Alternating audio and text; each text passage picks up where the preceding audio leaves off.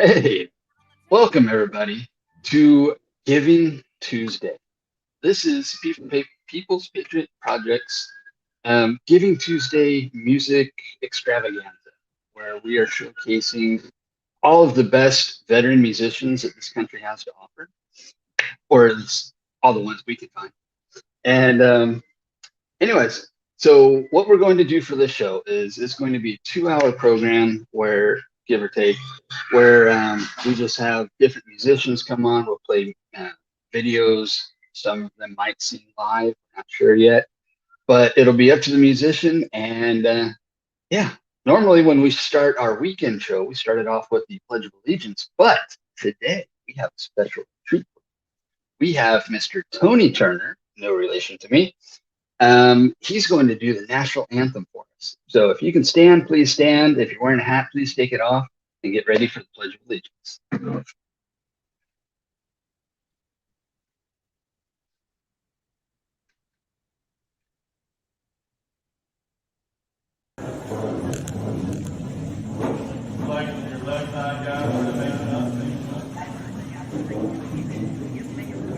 Oh, sing, can you see by the dawn's early light what so proudly we hailed at the twilight's last gleam, whose broad stripes and bright stars through the perilous fight, oh, the ramparts we won were so gallantly streamed, and the rocket's red anthem bursting in the air gave proof through the night that our flag was still there. Oh, say does that star-spangled banner wave? Oh, the land of the free and the home of the brave.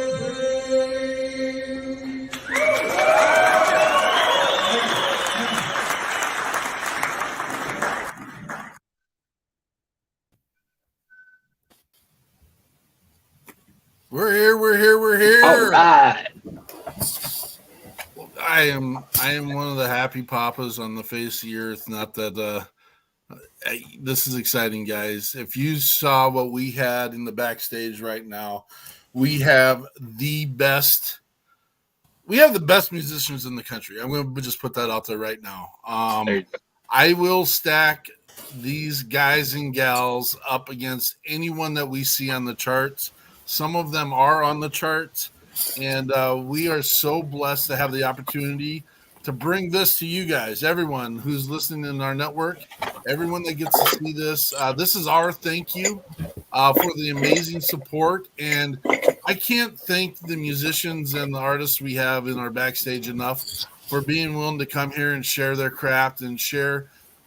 We were having some pre-show here and just talking about the relationships that we have, and I'm going to let Andrea talk about that a little bit. Andrea, I'm throwing you under the bus a little bit. Like, yay! Okay. So, because there's some things we say all the time, and go ahead and run with it. Okay, I'm not exactly sure the expectation, but we do this to build relationships. That's what we do here. And we did an invite. We just brought, we consider these guys all our friends and guys and gals. And so we invited a few up to Minnesota before it got too cold to do a couple concerts while we were doing fundraisers. And long story short, put them in a house together with a big, huge living room and very nice acoustical ceiling. And they played, they made music, they had so much fun, and became super close, super tight friends in that 3 days that they were together. And then as a bonus, they got to be on stage for a while in the freezing cold. Let me just say, it's not freezing for us, but it was for them. Anyway, this is just a little tiny piece of what we do, bringing these guys together. We have a musician or an artist at every weekend, almost on Sunday night on our show. That's where we meet these guys and get to know them and get to listen to their craft.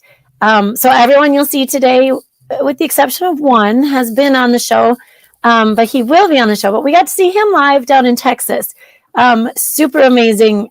Again, Georgia. Oh, shoot. Sorry, Georgia. We did go to Georgia once. I get Texas on the brain.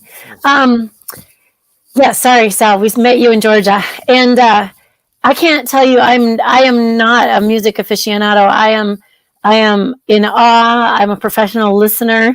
And these guys are good. They're good. I've learned so much from them.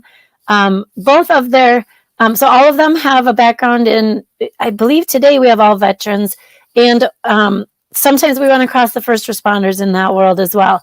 And so I've learned a lot about all the aspects of their lives. And I might say too, when that group came to Minnesota, not only did they bond, but they're talking about doing a little tour together. And it wasn't all music. We had a lot of deep chats about shared experiences and individual experiences. And two of the guys even almost overlapped in Afghanistan at one point. And I mean, it's just cool. Being the civilian in the room, I can't say enjoy. I'm honored to hear those stories. So we've got some new faces and new songs to hear. I'm super excited. Absolutely. We'll check this out. Here they all come. And there is no, we're going to put Jen there munching on her tacos. And check out the crew we have here, folks. On screen, we have the WP3 staff. That's weird that we're all on top. But I, Mark Peterson with the People's Patriot Project, Andrea Eichmann, Scotty Sexy Sexton, Shad Turner with Veterans Unite podcast and the People's Patriot, or We Got Your 6 at 6. We got Tony Turner, Jen, the Taco Mowing Ford. We got Elliot McKenzie, Sal Gonzalez, Chris Turner, and Chris Moreau, and we might have more show up, and that's just amazing. So Jen's got some rehearsal coming up, and we were sitting here trying to fit her in, but she got a mouthful of tacos. She's making me hungry. She's doing good. She's doing good. Listen, you got a carb load before rehearsal, you know? Absolutely. I'm in California and dinner's coming up, and I'm looking at Jen like I need some tacos for dinner now. Yeah, look at that. That's good advertising. I'm looking at her like she's a true musician because she knows the real deal, man. You eat it when you can get it. Right? You never stop. Squeeze it in. I got you with some real Mexican food. Get it. There we go. You guys are awesome. I love it. I'm going to tear the Band-Aid off. And there is no order here. There's no process here. This is us going from the hip and just being artists and craftsmen. I'm going to throw Chris Turner out there. We had the awesome opportunity to go down and see Chris down in Nashville. He was on our show in April-ish, and he said, hey, guys, come on down, check us out. And we went down there, and the guy's a dude, man. He puts it out there. We've seen him in a couple shows live, and he just comes and parties and lays it out there. And he's got one of his songs. You want to talk to us about If You Drink, Chris? Yeah, man. I'm really a huge fan of this song, and I'm fortunate enough that I was able to cut this song. I didn't write it, but I thought I had the whole American Made project written, and then a friend of mine threw this song at me, and I listened to the lyrics of it, and I was just in awe with it. And, it's just one of those songs to where whenever I heard it, I asked the writers, I was like, man, so what made you guys write this song? Because I knew the vision that I got, and all of us as artists can attest, if you write it, you see it one way, but if you don't write it, you interpret it how you want to interpret it. It's just like a painting hanging on the wall. Everybody sees every painting differently, right? So I asked the writers, I was like, man, what what made you guys write this song? He's like, man, we just wrote it after an old Irish toast that we had come across in a bar that was hanging on the wall. I was like, okay. I was like, let me tell you what I see. I said, I see a veteran who is struggling with PTSD and he can't drink by himself, and his buddies telling him, hey, if you drink, come drink one with us. And then I reached out to some contacts that I have and some friends, man, and when we shot this video for it, and it was it charted at number 16, and it's a really powerful song, man, and it's still one of my favorites to perform live just because of the messaging. And then if you watch the video, I mean, the video is there too, and everything is portrayed so well in the video. And, you know, we sent it to CMT, and CMT sent it back and said, hey, we love it, but it's kind of shaky. Well, what happened was we got over creative because we wanted to tell the video, and you can kind of see kind of some trembling in it, but we was trying to tell the video from the veterans' eyes to where they could see it, and that's the way we wanted to shoot it.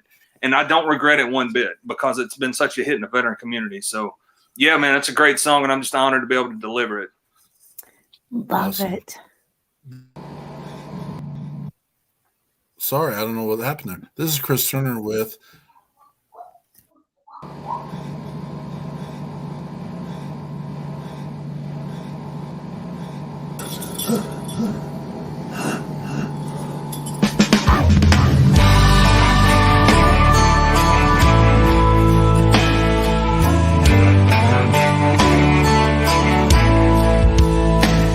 He was driving somewhere between Gallup and Winslow on an old stretch of Route 66. At the end of his road, looking for hope, but he found this old bar here instead. The neon was dusty, the door hinges rusty, on the window a handwritten sign. Between the Paps and the Coors and the two swinging doors, faded words, but he read them just fine. If you cheat, hope it's death that you're cheating. If you lie, lie with someone you love. If you fight, do it for the right reason. If you drink, then come drink one with us.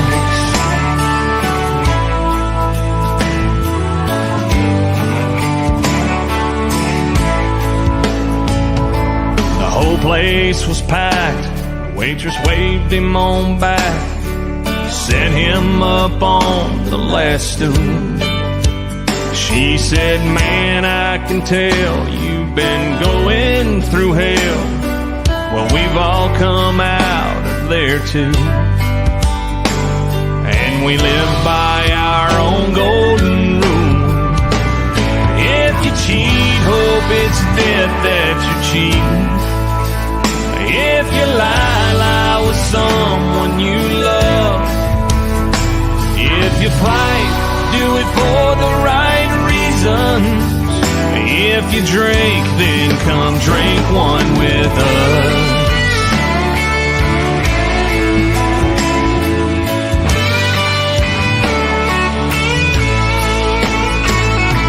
All we can do is the best that we can. So we're all sinners, forgivers, and friends. If you cheat, hope it's death that you're cheating. If you lie, lie with someone you love. If you fight, do it for the right reason.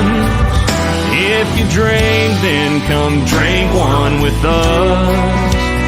If you drink, then come drink one with us. Drink one with us.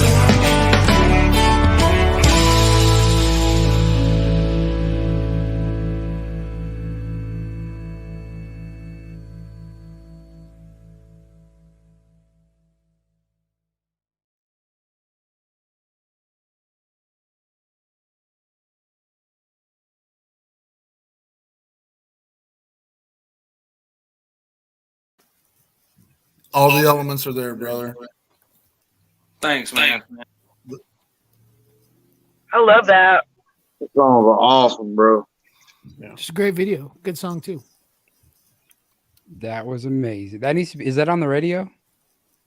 Well, I mean, it has been. We kind of pushed it. COVID kind of stopped everything. So we're getting ready. I think what I'm going to do is I just signed a distribution deal with Sony last week. So I think what we're going to do is we're going to re-release it under Sony Orchard and try to do another push with it. There you go. You know where it is playing on the radio? We P3 Radio. P3 Radio. That's right. And we'll work harder. We got Scotty on WP3 Radio. He's our new producer of that programming, and we are going to work diligently. I think everyone here is on it. And with regards to Sal, we got to get you on there too, buddy. But it is a royalty-paying radio station that is fully licensed, and we get everyone taken care of the best we can. And we're going to make it bigger and better. And We want it to be the biggest veteran, first responder, and supporter radio station in the world. That's our goal. Get all those musicians we possibly can. In the world. I almost said country, but that's so small. Let's just be real. It is. When we get to put our paws on everyone like we get to, it's too. I told you guys. I told you. Conquer the world. Well, before we lose her and before she stuffs another taco in her mouth, let's get over to Jen Ford. And Jen, what do you have to say about I'm hungry. Hangry. We got I need to eat before I go to rehearsal. I gotta do it. And the reason I was late getting on at 5:30, as soon as I opened the door, the dogs ran out, so I had to go chase them through the neighborhood. I'm sorry. I'm a hot mess over here. That's one of your songs, isn't it? Hot Mess. Yes, that's the story of my life. Yeah, that's weird. That's her anthem. But we're gonna do Woman in Black. Okay, I love that song. Yeah. What do you want? What do you want me to say about that song? You tell us what we want. We need to know about that song. Well, okay, so I grew up on Jim Croce and Creedence Clearwater Revival and ZZ Top and Baptist hymns, because that's all my mom wanted me to listen to. But my dad had all the cool music in his black truck, and I wear black all the time on stage, usually.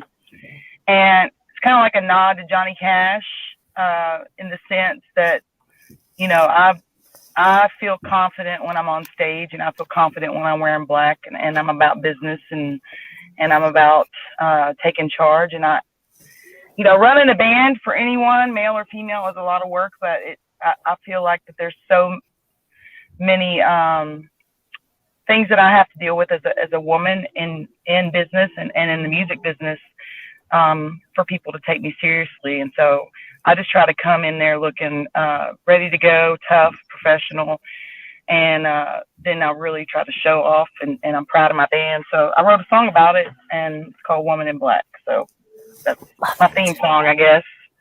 That's my real theme song. Hot Mess is my when I'm really drunk song.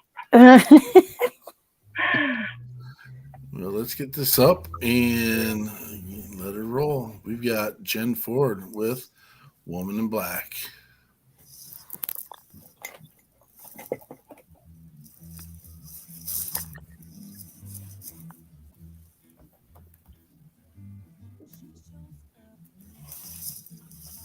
Sound louder, Peterson.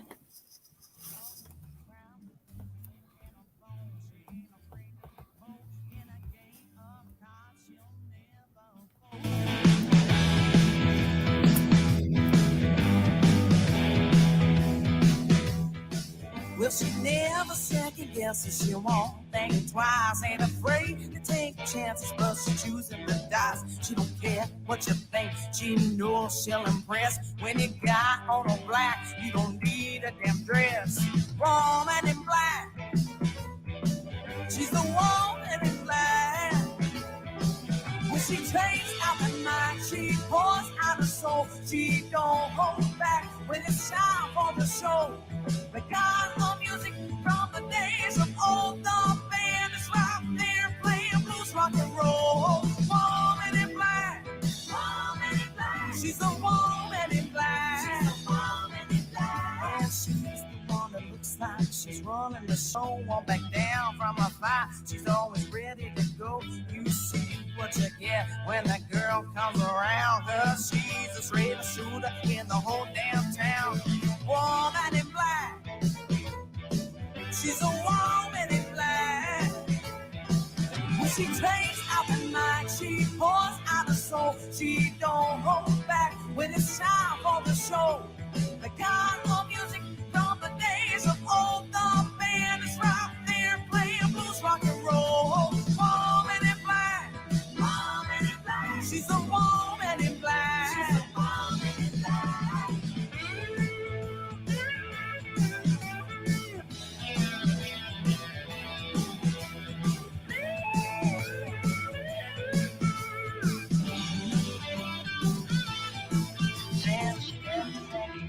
She won't think twice, ain't afraid to take some chances, but she's choosing to die. She don't care what you think, she knows she'll impress. When you got on black, you don't need a damn dress.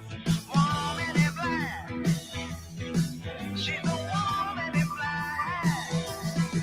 When she takes out the mic, she pours out her soul. She don't hold back when it's time for the show. The god of music from the days of old, the man is right there playing blues, rock and roll. When she takes out that mic, she pours out her soul. She don't hold back when it's time for the show. The god of music from the days of old, the man is right there playing blues, rock and roll. Woman in black, woman in black. She's the woman in black. She's the woman in black. Woman in black. She's the woman in black.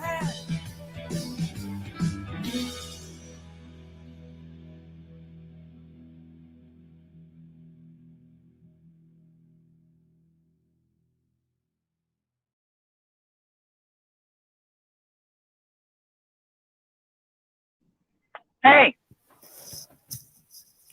That's awesome. Never fails. Peterson. Sorry about the technical difficulties on that one. It's not difficult. If I fire the engineer, we don't have much of a show. That's the problem, though. Well, we'll get it figured out as we go along here, and I apologize, Jen. Hey, can I make a statement on what Jen said earlier? Yeah. Yeah, you are so right, man. A lot of people, when you get there and you're loading in 3 hours before a show and setting up sound, and most people just see the downbeat. It is a friggin' it's a job, man. And a lot of people fail to realize that. And when you're an independent, man, we work our backsides off. So hey, hats off to you. Hats off to you. That's true, and that's kind of why, if you notice, I'm not in the video. The idea is kind of to show behind the scenes what's going on, and I can't do it without my guys. I might write the songs and I might book all the shows and I come up with the concepts and stuff, but if I don't have a strong band behind me, then I can't make it work. And so it's kind of like me showing them, giving them a little bit of credit for everything that they do, because they're committed to this journey with me. So oh yeah, I get it, man. A little bit different. I'm nobody without my guys either, man. And I tell everybody, I think I got some of the best undiscovered talent in Nashville. But their job, I can't do my job and be up front doing my job if I don't have a solid core behind me, man. You're only as strong as your weakest link. So bravo, good for you. Thank you. The easy part is getting on stage. The hard part is all the other stuff. That's it. And I'm not taking away from anyone else here, because I've watched Chris Turner in action and what he does and what he does to get his guys there and his band there. And Jen Ford is one of the hardest working people in the industry. And I know she's putting out 5 to 7 shows a week, doubling up on days. And there's other people that we talk to that is like, if you want to you got to put the work in. And I can tell you right now, everyone on the screen puts the work in. Everyone does what they need to do. And again, I'm hoping even Chris Moreau, I mean, that guy is playing in a honky tonk setting every second that my Facebook feed is full of Chris Moreau traveling the country and playing in every room. Good to have you, brother. Yeah, I'm glad to be here, man. Yeah. We where are you at now, Chris Moreau? I'm sitting in the middle of a cabin in the middle of Branson right now. In Branson. Oh my gosh. That's the last awesome. time I talked to Chris, he was up in Montana. And now he's traveling the world and searching for the next big thing, right? Well, I'm searching for my next move. Basically, I was doing some stuff up there doing a contract job, doing IT work. That's kind of my day job, and things didn't really pan out, and they didn't really want to listen to me too much. And we all know how government contracts go, and if they mess something up, my name's on the line. So I said, well, you know what? It's time. I'm getting burnt out, and you guys are making me mad. So it's time I take a break. So I took a couple months off and headed back down to Florida and fixing my house down there after the hurricane, and just decided to hit the road for a while and just kind of see some different things. Went back home to Louisiana, played some gigs there. Well, did a couple things in Florida first, but then went to Louisiana, played a couple gigs, and figured to come up here and look at some Christmas lights. But while I was in town, went ahead and picked up some gigs over the last couple of days. So, kind of knocking out what I can where I can, and we'll just see about that. And I think I'm gonna probably try to push back into Texas this year. So that's kind of what my goal is. Awesome. What we have loaded up for you now is going to Texas. What do you got to say about that? Because that's really weird. You just kind of said that. So yeah, that was one of my first ones. I'd been playing, just bars and honky tonks and everything else for the last probably 20 years on and off, and kind of took a 10-year hiatus. Moved down to Florida and ran into songwriters down there, and they kind of started talking me into getting going again. I think it's the last time we had talked. Ran into Troy Martin. He kind of pushed me into songwriting again. He wrote he wrote for George Strait, wrote Baby's Got to Get the Goodbyes, and he's got a long history of songwriting family from his dad, who wrote Anybody Going to San Antonio and quite a few others for Merle Haggard, and also Mark Sherrill, who was there, who wrote Old Red for Blake Shelton. But anyways, they kind of put me in touch with a few other people, and Clinton Gregory, for back in the 80s, a fiddle player. He did Weren't for Country Music, I Go Crazy. And he called me to run up to Nashville real quick, and they had already had the tracks and everything laid out for this one. And he just wanted to see what I could do with it. So really no big story behind it. I just went up there and laid down the vocals for it. And Rusty Tabor had done the original demo on it. So I just ran up there and kind of threw it down. It was like a real quick demo. There's a couple spots in there I wish I could change. But anyways, that was my first kind of attempt at trying to throw something in the studio. So that's pretty much the whole story behind it. All right. Here we have Going to Texas.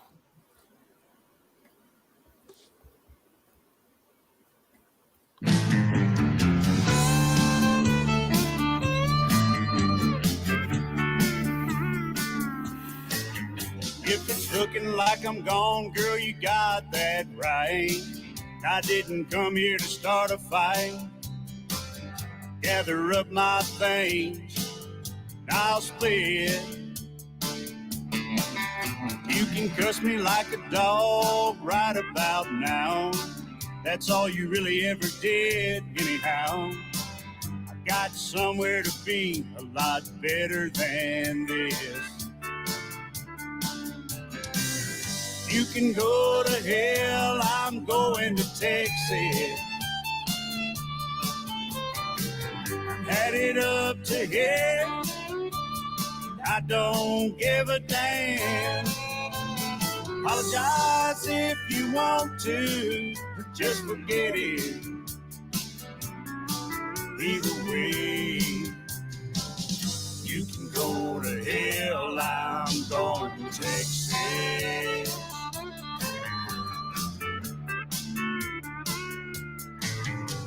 In case you haven't noticed, we ain't the perfect match, and this ain't some hole you can patch. Best thing we can do is just forget. Sorry, but I've heard enough of your mouth. You'll step aside, I'm going south. If you don't mind, I'll say goodbye when I cross that red. You can go to hell, I'm going to Texas. I've had it up to here, I don't give a damn. Apologize if you want to, but just forget it. Either way, you can go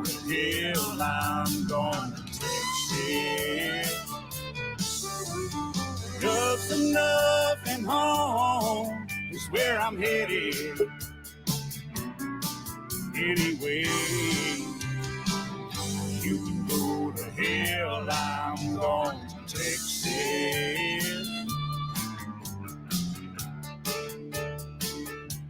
I'm going to Texas.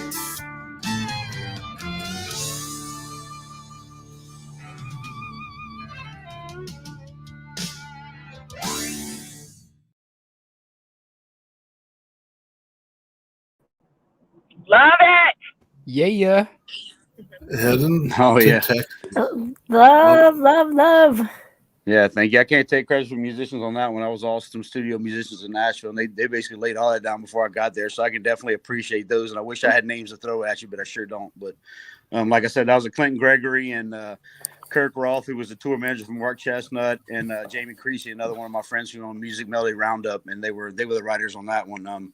I think the story went they pitched it to Mark Chestnut, but he kind of said it's been done too many times, so he kind of slid it my way, and I just kind of put it out there on Texas radio and see what it did. I mean, we hit I think maybe around the top 50 I think on Texas radio, so it was without a promoter. I guess it's not too bad for a first time release, so it was kind of fun. It was basically getting my feet wet. I love it. It's a driving, I want to call it honky tonk driven, come do it kind of thing. And of course, we spend 90% of our time down in Texas with all the stuff we do because those are amazing patriot people down there. And so just an amazing song, amazing effort, and we greatly appreciate that. Thanks for being here, Chris. We're not done with you. We're gonna get you in here again. Thank you, guys. I like the sarcasm in the song. It's like F you. You didn't happen to see the album cover, I wasn't did supposed you? to say it, but I think one of the writers was kind of having some personal problems, and I think that's kind of where some of the lyrics came from. But I think that was a whole nother story that we're not going to talk about. Did you see the album cover? There might have been a salute. You're number one somewhere in that album cover. I missed it. Shoot. Yeah, no, and it wasn't supposed to come out like that. It actually came out that way. That was actually a picture I took on stage. We played a festival up in Shreveport one year. And that picture's a little old, and I was just standing on stage, and the first song came up, and the crowd kind of jumped up, and it was just one of those moments. So I threw my hands up, and that's really all it was. It wasn't, I looked at it, I'm like, oh crap, am I sticking the bird at anybody? But I wasn't.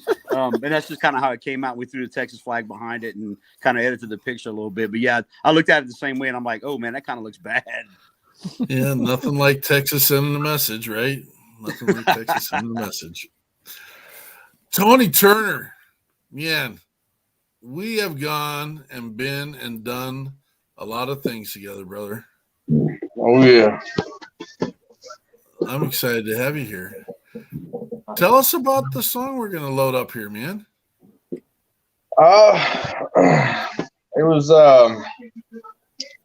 was written by three guys, some buddies of mine, Mike Hilliard, Jesse Brogdon, and Eddie Wilson.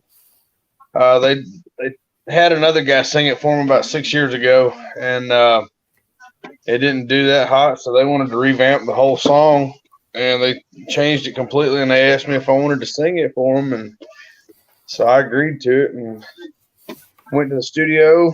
It took about an hour and a half to get everything done, and that was my first professional recording in a studio. So Tony works nights, just so everyone knows, and we're interrupting his nap, and we just greatly appreciate you and your family and everything that we've been able to do together. And so we're just here to lift him up and help him move along. And this song Blackwater Shine is charting right now, isn't it, Tony? Yeah. For a little while, it was on 3 different charts. It was on the U.S. top 20 for the radio station. It's on right now. It's on the World Indie Top 200 and the Euro Indie Top 200. Check this out. This is Tony Turner, Blackwater Shine.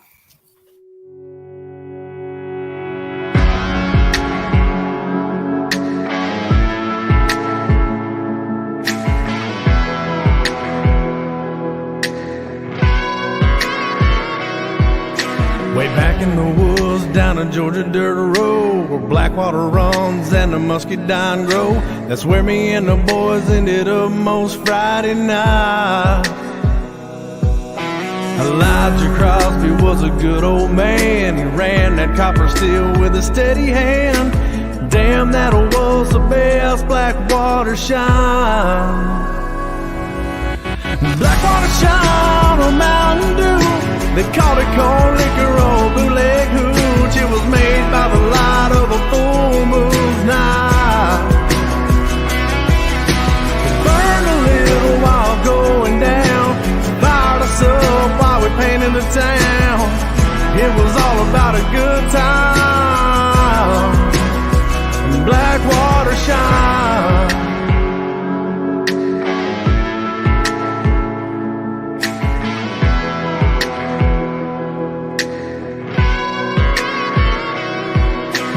Lock that rusty truck in four-wheel drive to get through the cypress swamp past the gator eyes.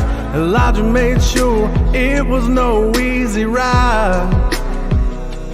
He sat outside with his old coon dog, his rifle held up as we came through the fog. We'd risk our lives for that Blackwater shine. Blackwater shine or Mountain Dew. We called it corn liquor or bootleg hooch. It was made by the light of a full moon night. It burned a little while going down, fired us up while we painted the town. It was all about a good time. Blackwater shine.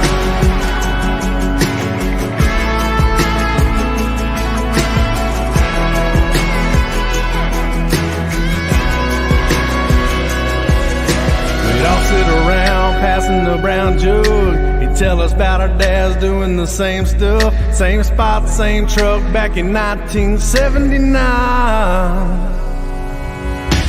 Blackwater shine or Mountain Dew. We called it corn liquor or bootleg hooch. It was made by the light of a full moon night.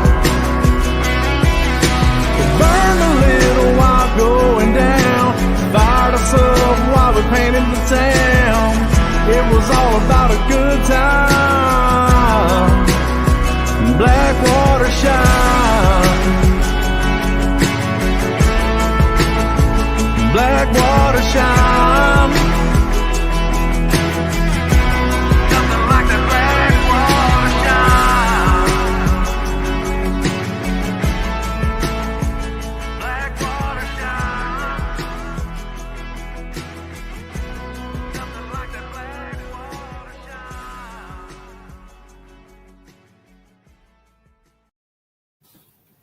Hey, I'm Tony Turner. I just went out and did a song, and this is the first one I've ever did.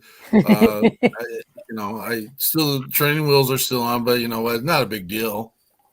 It's beginner's luck. Smoking, dog. Smoking. Daddy. Appreciate it, man. Mom, where's the red chart? Yeah, that was good quality on that one, man. I like it, brother. I even shared that with my kids in school, and I know probably it might be on the edge of appropriate, but the music is phenomenal. All the kids down in Hastings drink moonshine, so it's all right. Yeah, we are the Hickville, so it's okay. Yeah, agreed. I had the wonderful opportunity to meet Tony and his family. I love his family way more than I like him, but I listened. I listen to his music. It's a solid tune, man, especially for your first tune. That's good job. Appreciate it, buddy. Daddy, where's the Well, that's an awesome segue. We listened to a song about moonshine, and then we can talk about maybe some whiskey on the ground, huh? Sure. Yeah. Ooh. I wrote a song. You know, you guys were talking about having a community of people that collaborate and play shows and write together, and you're right up my alley. I've been networking and making friends with service members who play music here in Nashville for quite a while, since I moved here really in 2006. And a couple of them sat down with me one day and we wrote a song. A friend of ours passed away. He lost his fight with post-traumatic stress. And we decided that we were going to write a song for him. And I showed up to my buddy's house at, I think it was like 8:30, 9 a.m. in the morning. He comes to the door, opens it, and he's got a bottle of Heroes vodka, which is veteran owned, and a jug. Nice of, plug. Yeah, I try. And then a jug. We won't jump too deep into that veteran vodka. Great stuff, man. But he comes to the door with OJ and vodka, and he's like, "You want a screwdriver?" It's just 9 a.m. in the morning. Yes. And so I knew it was going to be a good morning. So we started drinking, and we wrote this tune. It was it's a little sad, but you know, it pertains to everybody that's ever served. I feel like, or anybody that's served in the last 20 years at least.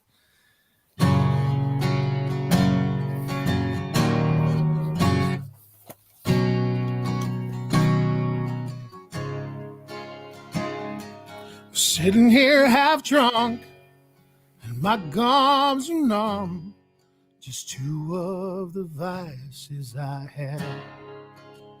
Between the cocaine and whiskey, they both have fed me. The stranger's asleep on the bed. The hot sun cuts through the windows as I reach for my pack of smokes. If you live the hell that I've been through, you try to hide from too.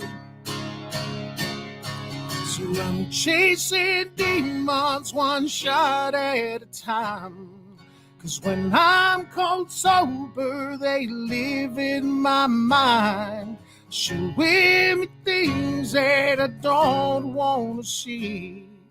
And taking me places I don't want to be. The next time I'm sober, I'll be 6 foot down.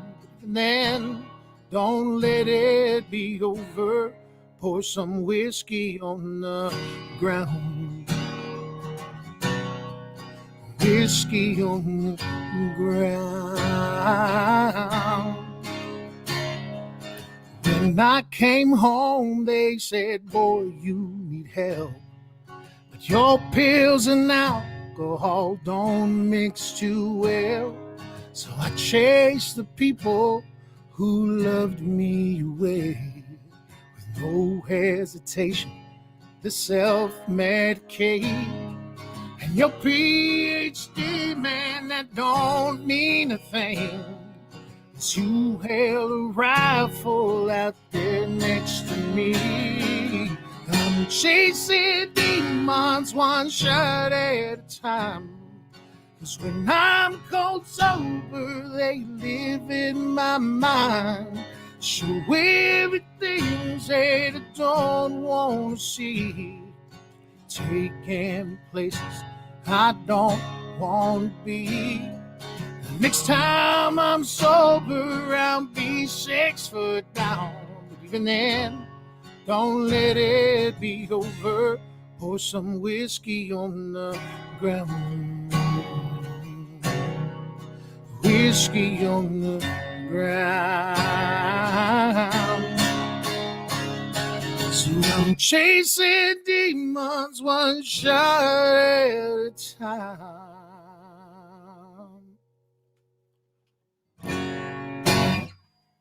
There you go. Have I mentioned how blessed we are yet? Shout out to my boy Brian Romans who's watching. Yeah, he Yeah. is. Warrior Foundation, they do awesome stuff. That's part of your network there. That's doing some chatter up on the old Facebook, and good having him here and your listeners here. And remember to like and share. And I don't know that we brought this. Brian Romans says amazing. I don't think that's fair that if you're putting ringers in the room, if that counts, but no, I don't it's know about ringers, but I just try and say the for those that are listening again, this is an opportunity to be part of the mission. You get to be part of all of this, and I promise you're going to see more of this in the future. You can check these guys; they're out all the time, playing everywhere, doing other events, doing charity for other groups. Chris Turner's got some. Tell us about the event you got coming up on December 18th.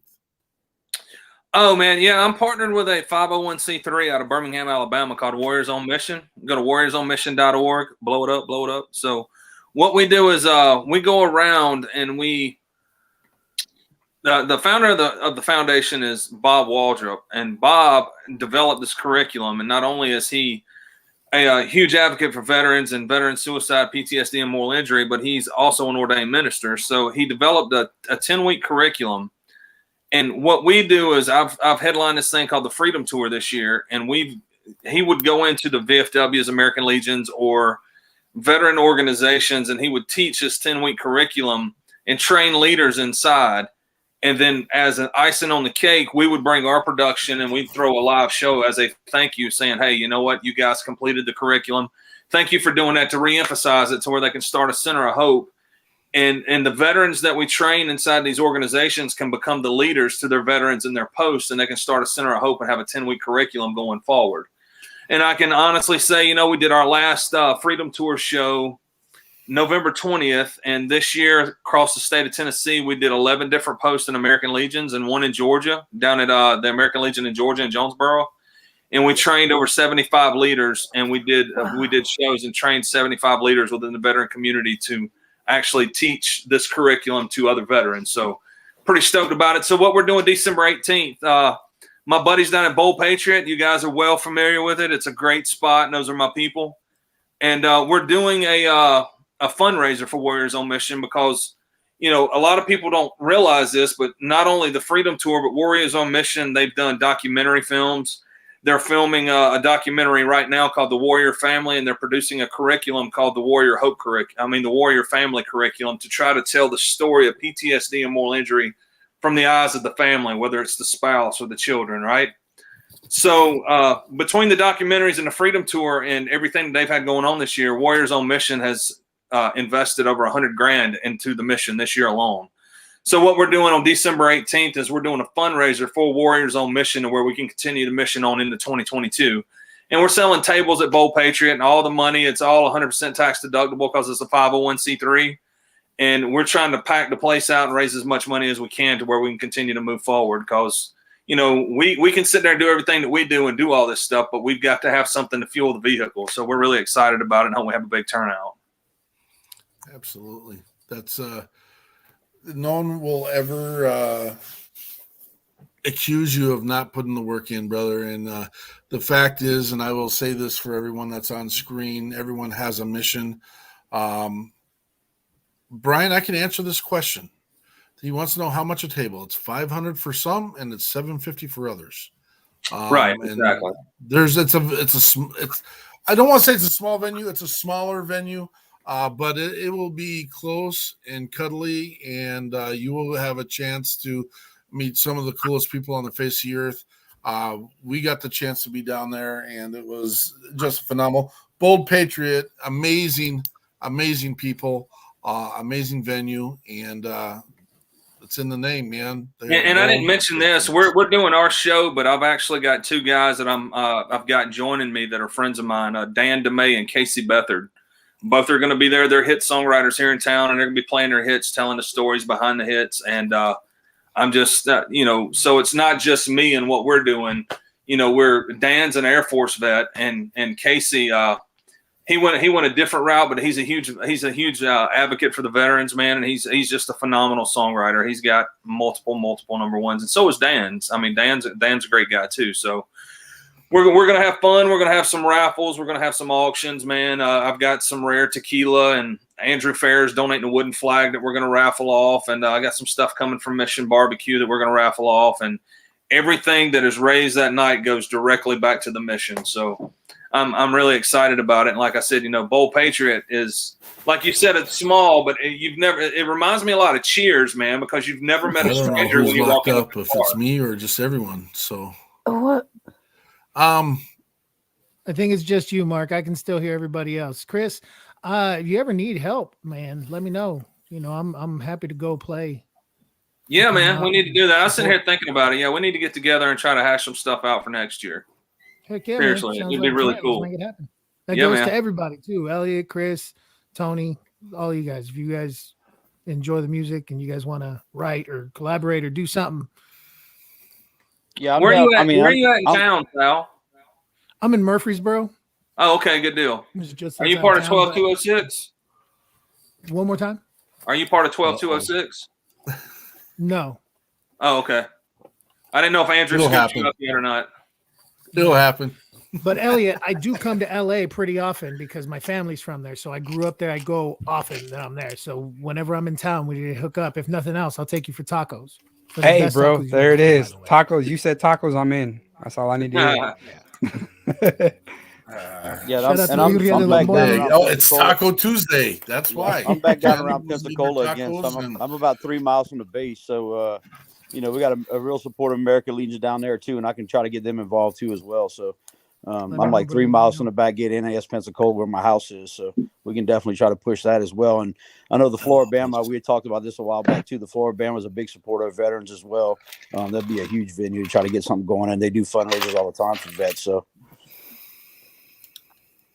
This is awesome. Yeah. So, who's Brian Romans here to see? Because he's like in everyone's pocket right now. He's my boy. We got a new fan. Brian Romans, baby. He's part of the 12206. Why aren't you, he's, Sal? Come on. The founder of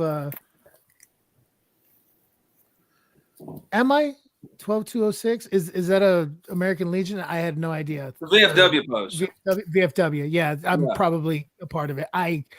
Andrew and Cochran and all those guys, man, they came to me yeah, like, yeah, I'm hey, with you know you. what? We need to sign you up. I was like, okay, cool. Yes, I'm signed up. I don't do a lot with them, but I'm signed up. I love those dudes, all of them. As a matter of fact, Cochran helped me write that last song. So, yeah, they're all but solid. Yeah, man. Brian with the does global- the Wall of Remembrance. He's a huge supporter and a wonderful human being, a Marine. Shout out to all the stuff that the Romans Warrior Foundation does. So including the Wall of Remembrance and all the other stuff they do. They brought me into play for a reunion for a recon unit, LAR, Light Armor Reconnaissance Unit. And so I got to hang out with them and tell a bunch of one-legged jokes and make them laugh and make them cry. You know, that's what I do. Brian, you were inquiring on the show earlier. Connect with us. We'll help you out. And again, we'll get you on. We got your 6 at 6 Patriot Playtime on Sundays, and get your mission out there for the rest of the world to see. And it's an awesome opportunity to collaborate and make a bigger family. That's what this is all about.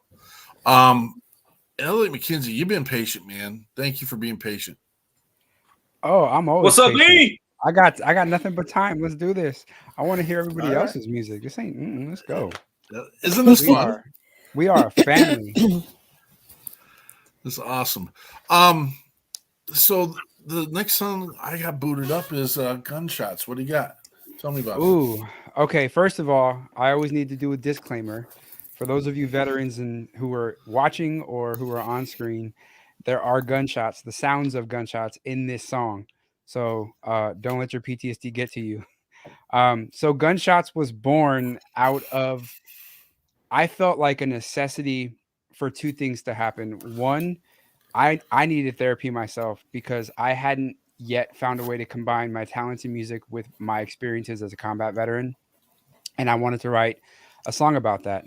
So I wanted to write a song about being a combat veteran with PTSD. And obviously everybody knows PTSD has a ton of different symptoms, but the one that I was experiencing at that time that was really bothering me was the sound sensitivity to things like cars backfiring, fireworks going off. Anything that sounded like gunshots would trigger me and send me back into Ramadi in my head, and I would start having flashbacks.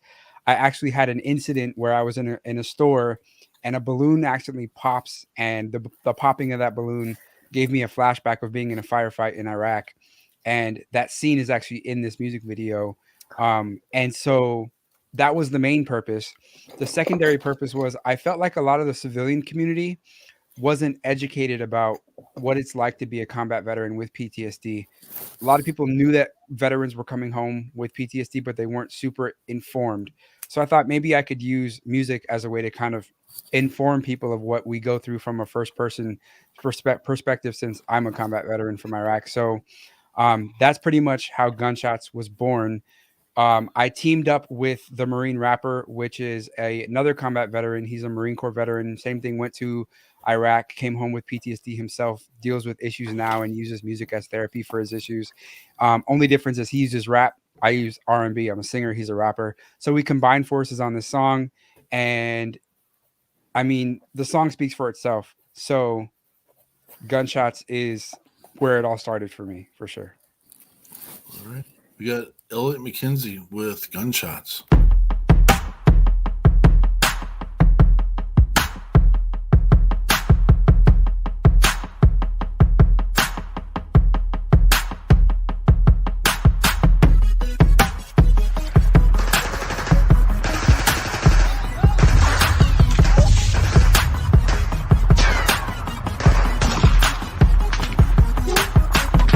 Shots fired, my station, all around my position. Oh yeah, yeah. Whoa. Training kicks in, cover, concealment. Oh yeah. Whoa. Adrenaline's pumping, heartbeats thumping. I'm in fight or flight mode.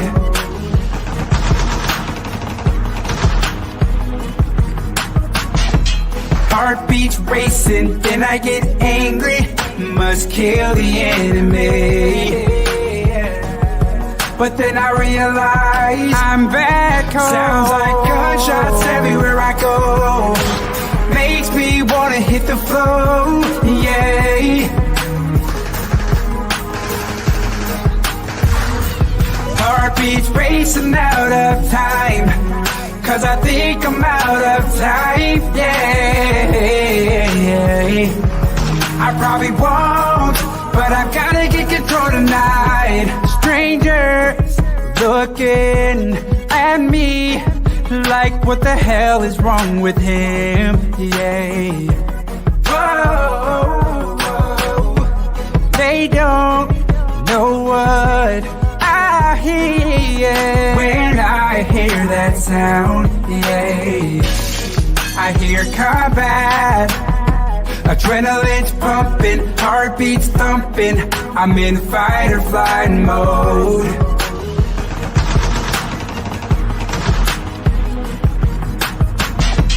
Heartbeats racing, then I get angry. Must kill the enemy. But then I realize I'm back home. Sounds like gunshots everywhere I go. Makes me wanna hit the floor, yeah. Everywhere I go, yeah. Heartbeats racing out of time, 'cause I think I'm out of time, yeah. I probably won't, but I've gotta get control of life. Gotta get a grip on me. I did amazing feat.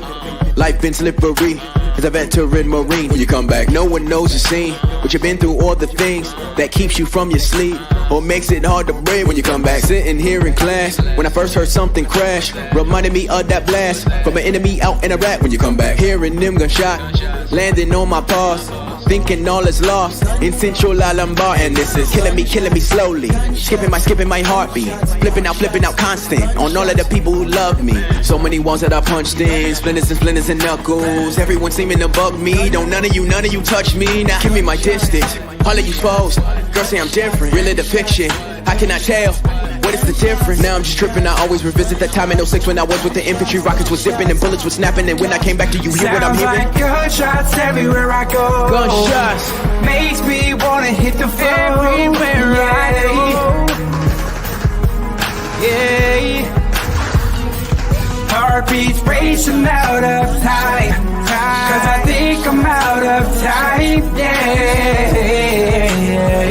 I probably won't, but I've gotta get get control tonight.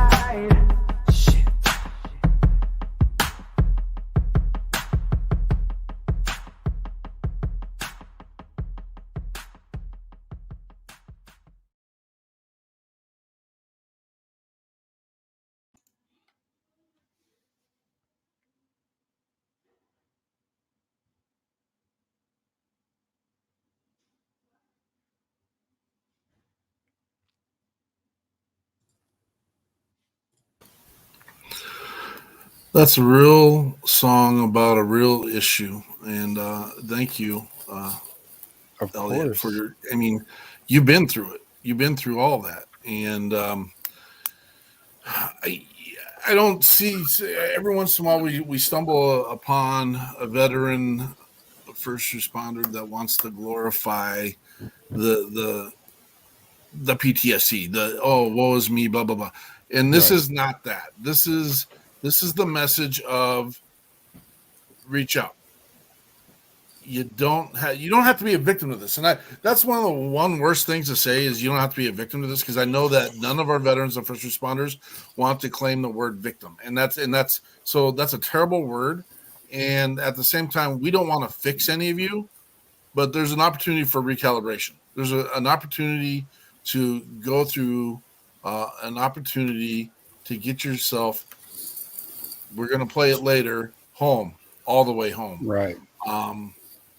Thank you for having the vision in that, and thank you for putting that down, because I think a lot of time our veterans and first responders want to hide behind that emotion and hide behind the solitude of not isolation, getting out of it. And I would rather have them meet up at Bold Patriot and have a beverage if you'd like to, not have a beverage if you'd like to, but then Right.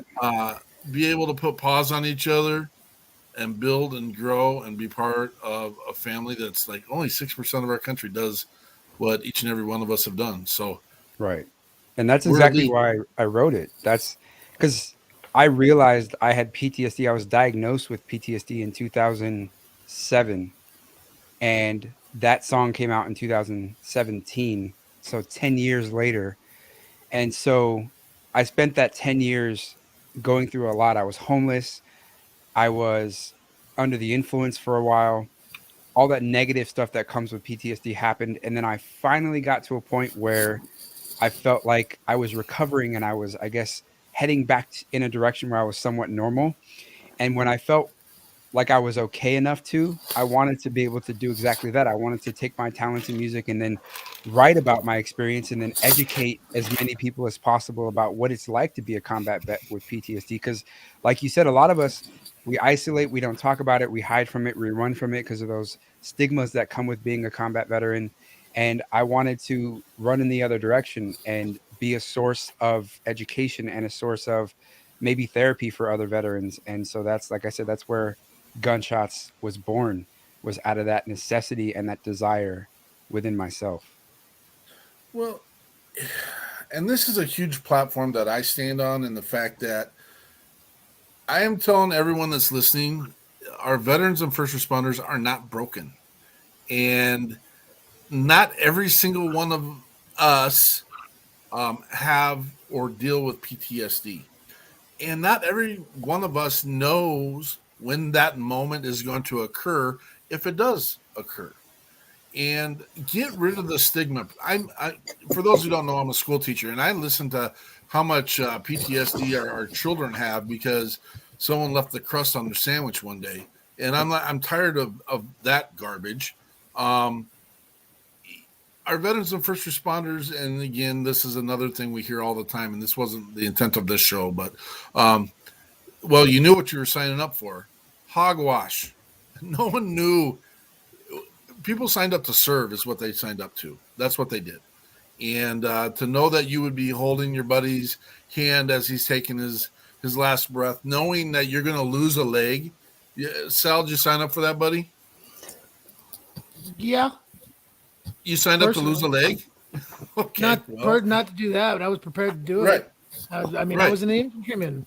That's my job as a machine gunner. I was 2nd Battalion, 5th Marines in the middle of Ramadi, Iraq. That's what we signed up for. It was no there was no qualms in my mind that I was going into a fight. And when it went down, it went down. I'm just lucky to be alive, to be totally honest. And my leg is I'm luckier than most. I have a lot of my residual limb back.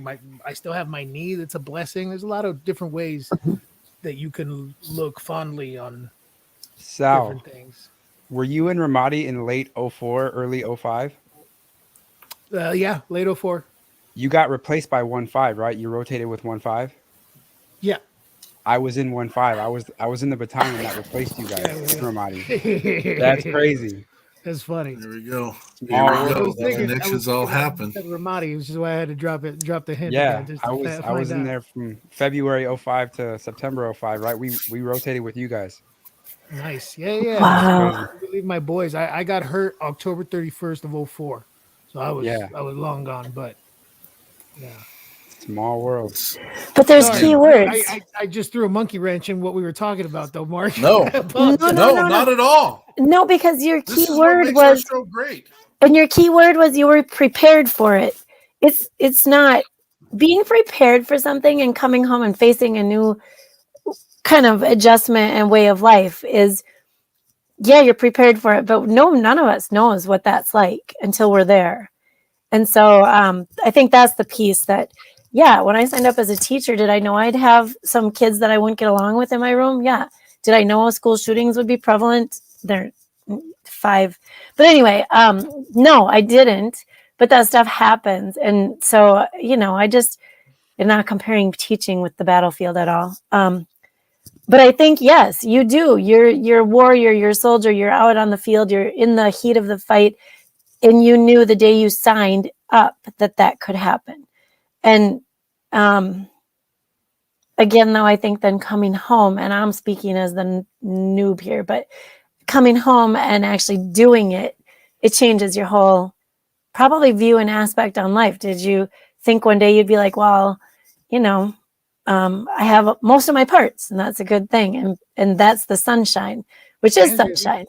To be totally honest with you, I didn't think I'd be alive to see 36 years old, however old I am today. I honestly didn't. I was a big self-medicator, and I read an article when I was like 18 that the average life expectancy of a Mexican American male growing up where I grew up was 21 years old. So when I survived that explosion at 19 and I just kept on living, it was a weird thing. And then I hit 24, 25, and my friends that, like my lieutenant who passed away, his name was Matt Lynch. He was 24 when he passed away. When I was older than him, it started affecting me. And it wasn't until I started going to therapy and really taking charge of my mental health away from the VA and away from traditional sorts of medicines that it started happening. I still do traditional talk therapy. I go to a therapist and all that other stuff, but yeah, therapy was important. It's the overall tone and attitude and condition of your heart, brother, and it's greatly appreciated. And it's a great platform to have this where people can see a grown, strong man, and we have women as well, who says, you know what, this is how you get through it, man. And I greatly appreciate it. I do, just because of something Andrea brought up, I do want to, our hearts, our thoughts are going out to the community of Oxford, Michigan. If you guys haven't heard the news of that today, we had another school incident where there was some shootings and some deaths. And so we just, part of our mission is happy communities are built with heroes, and that's us. And we got to get this back together and do that. So let's change the tone a little bit here. An anthem. This is an anthem. Something about a Waffle House. I've never been to a Waffle House until I got to go down and see Chris Turner, and who knew that this would be the place I just want to be. You've never been to a Waffle House before that? Shut up. Tony Even Turner. I Tony have been Turner to and Misty. No way. pop the Waffle House cherry, man. Hopefully, yeah. Chris, we took him to the Waffle House. Attaboy.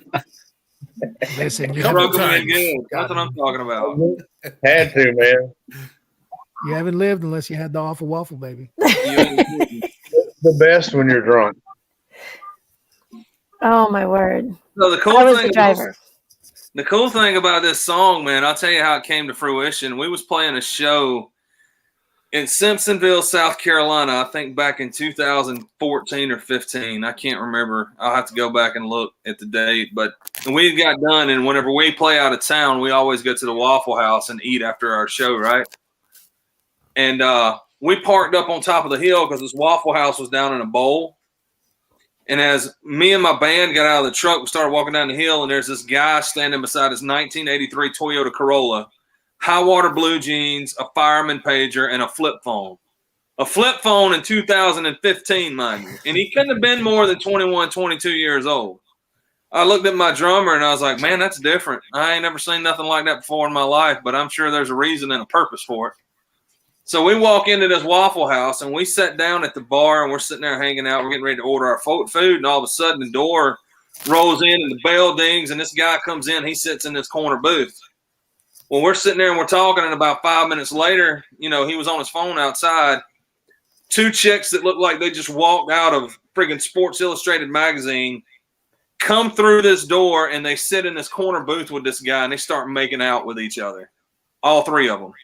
I looked at my drummer and my guitar player. I said, that damn song right there is wrote when we get back to Nashville. If I have to spend 2 years writing it. And we wrote it in like 2 hours.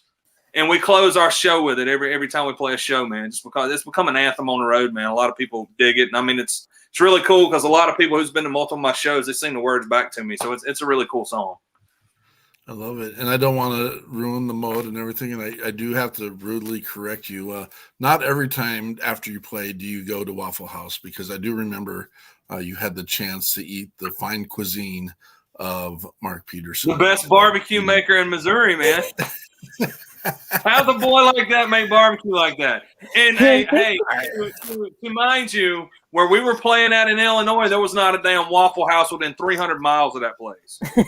Truth. You were a captive audience at that time. Yeah, so I'd rather go for Mark's barbecue than Waffle House that night. I love it. We got Chris Turner with "Take You Out" to the Waffle House. We're supposed to have it.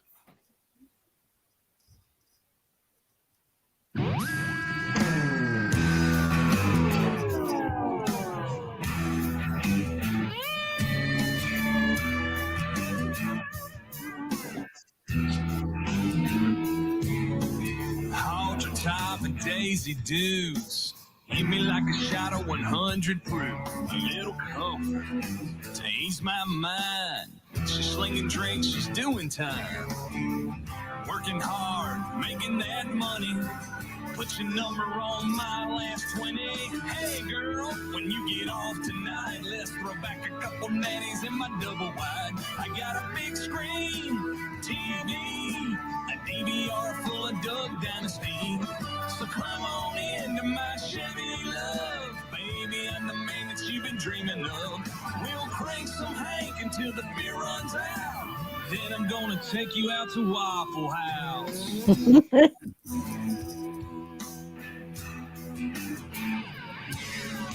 Something told me she's into me. I bought a drink, she brought me 3. Let her hair down, leaned in low, whispered to me soft and slow. My double shift is almost over.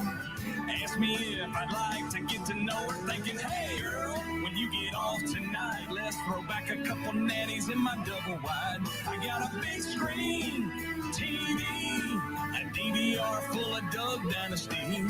So climb on into my Chevy, love. Baby, I'm the man that you've been dreaming of. We'll crank some Hank until the beer runs out. Then I'm gonna take you out to Waffle House.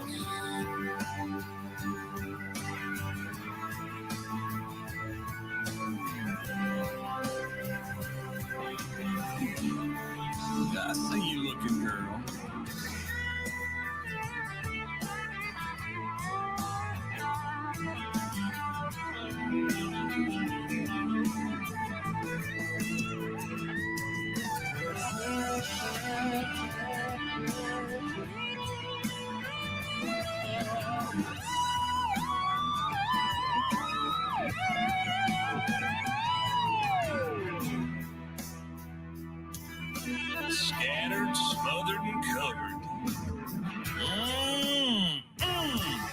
gotta get me some. Hey girl, when you get off tonight, let's throw back a couple natties in my double wide. I got a big screen, TV, a DVR full of Doug Dynasty. So climb on into my Chevy love, baby, I'm the man that you've been dreaming of. We'll crank some Hank until the beer runs out. Then I'll treat you to a toddle at the Waffle House. Oh, yeah.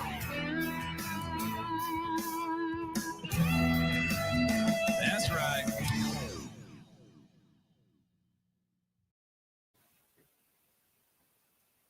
Sorry, I giggled. That's awesome. That's an awesome song. That just puts a little move in the groove, man. And while I was sitting there and jamming in my own little world here, we need to set up a Waffle House tour, brother. And yeah, that'd be put cool. us all Man. together. No, what's odd is like I thought the song was so pinpointed to where I kind of took on the character of the guy that we were looking at, and I wore my own damn merch in my own video. I was like, you know what better way to do it to see how ridiculous it is, and you wear your own merch and promote your own self in your own video.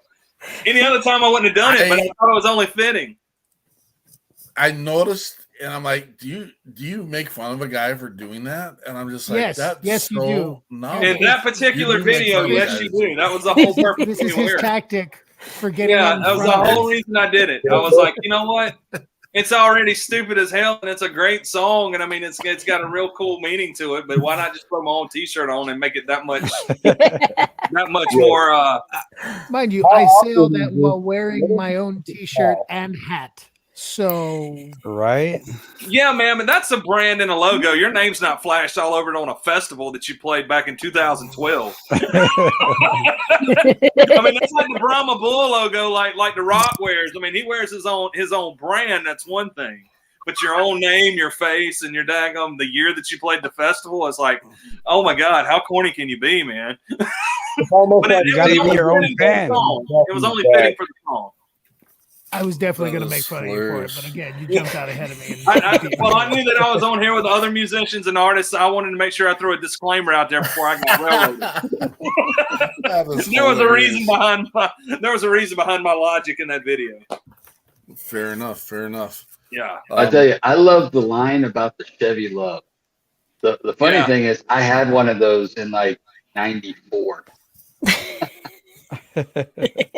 Well, you know, oddly enough, where I came up with that line was I've got a friend of mine who is like a career single guy, and his big thing is like going to Walmart in his Chevy Love, and that's what he drives. Till this day, he still has a Chevy Love pickup truck, and that's the reason I came up with that line. I was like, you know what?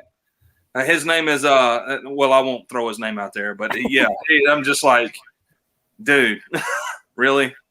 I mean, that's like a chick magnet. If you're like back in like Dazed and Confused or whatever. I mean, it's like, oh my God.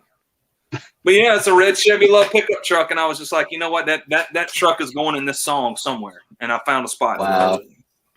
I love it. So, Mr. McKenzie, you yes, sir. You threw me a note, and we kind of have a loose rotation going on here, but you got to get going. So, which one do you want me to roll? Let's do You or better. Let's do BU. So BU is my last single.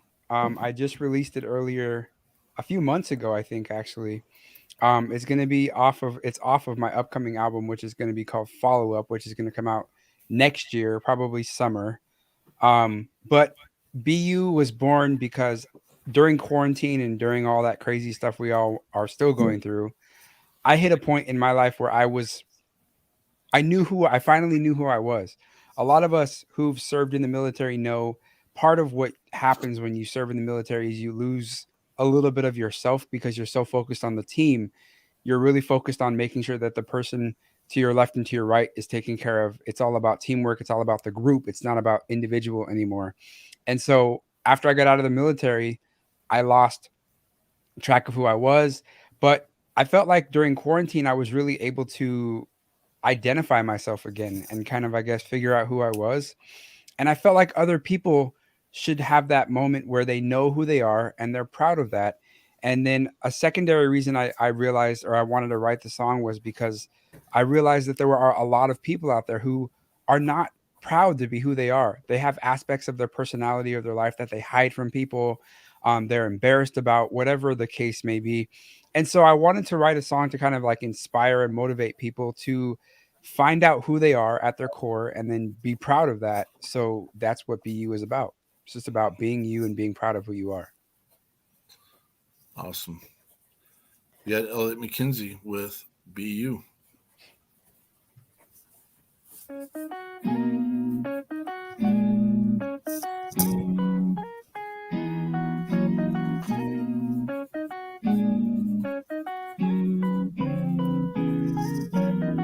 Many years in the struggle, really didn't know who I was. No roadmap was drawn for me. Oh, but now I've come back with a vengeance. I know me, so I know you can know you too. Yeah. It's only a matter of time before you find out where you belong. And when you do, I know you'll fly. Yeah. In this world where you can be anything, anything. I just want you to be you. Yeah. Yeah. In this world where we can be anything, just be you, baby. I just want you to be yourself, 'cause I'm so proud of you. Oh, I'm so proud of you.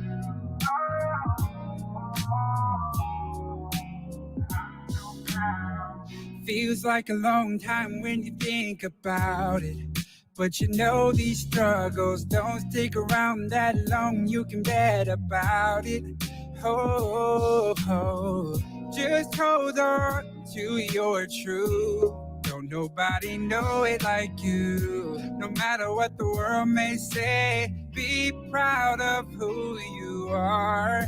It's only a matter of time before your worst days become your best. Because you finally know who you are. In this world where you can be anything, I just want you to be you. Be you. Yeah. In this world where we can be anything, I just want you to be yourself, 'cause I'm so proud of you.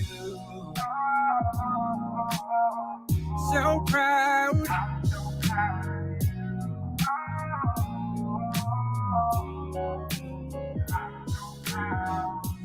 Gay or straight, don't matter what the world says, babe. Homeless or mansion, it don't matter what the world thinks, babe. I want you to realize that your life is yours, yeah. And I want you to be proud to just be you. In this world where you can be anything, anything. I just want you to be you. Yeah. In this world where we can be anything, be happy. I just want you to be yourself, 'cause I'm so proud of you. So proud.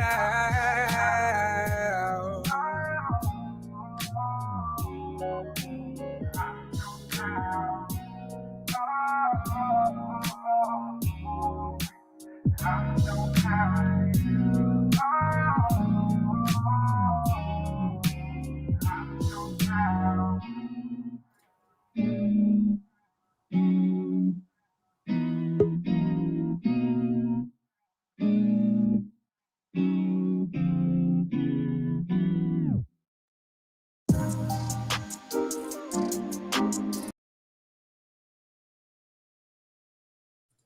We're running ads now, Mark.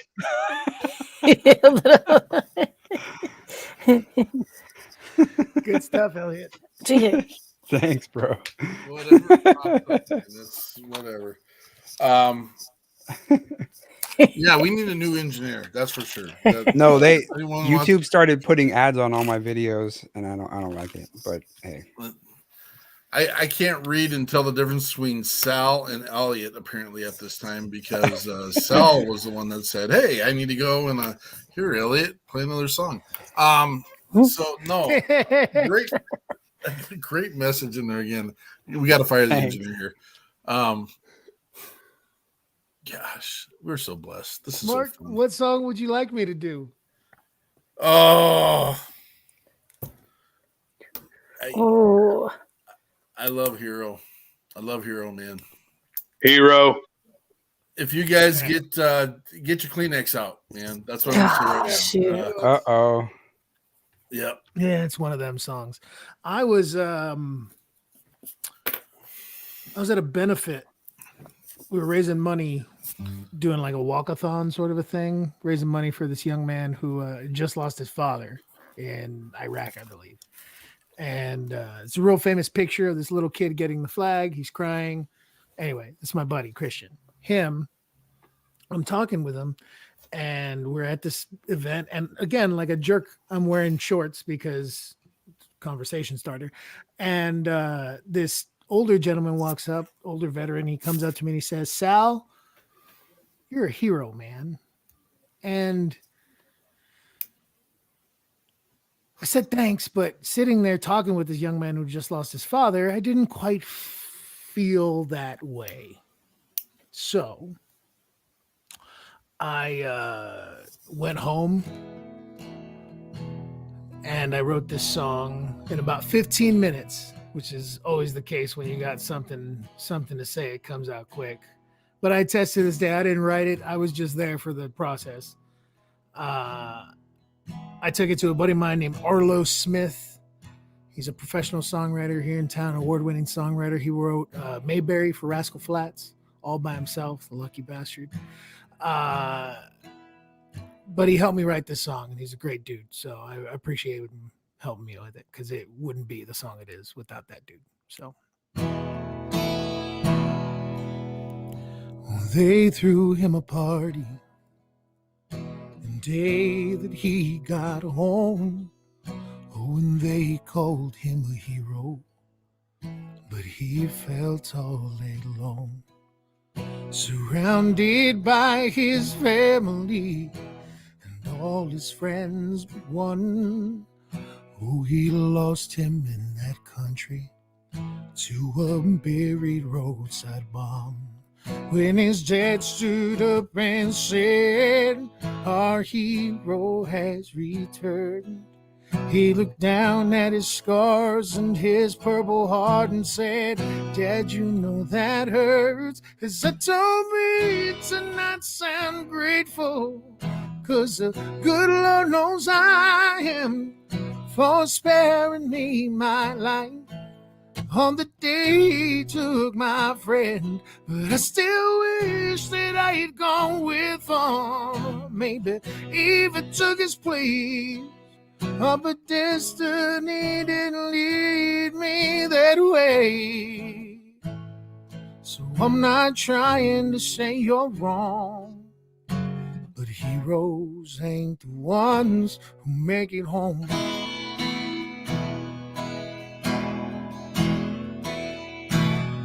Well, he said Danny had a daughter that he'll never get to see.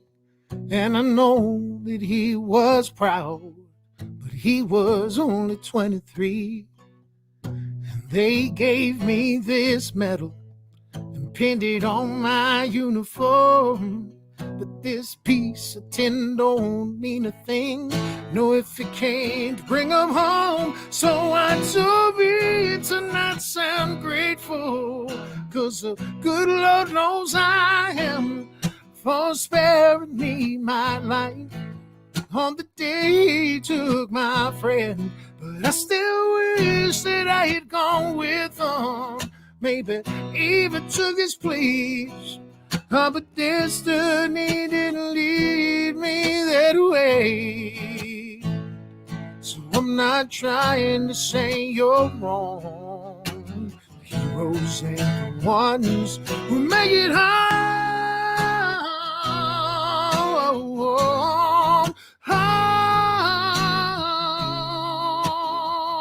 No.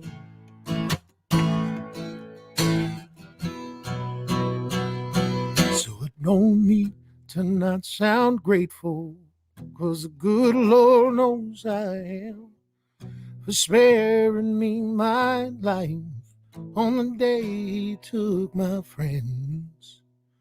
But I still wish that I'd gone with him. Every day I'd take their place. My destiny didn't lead me that way. So I'm not trying to say you're wrong. Maybe just a little bit. 'Cause heroes ain't the ones who make it home.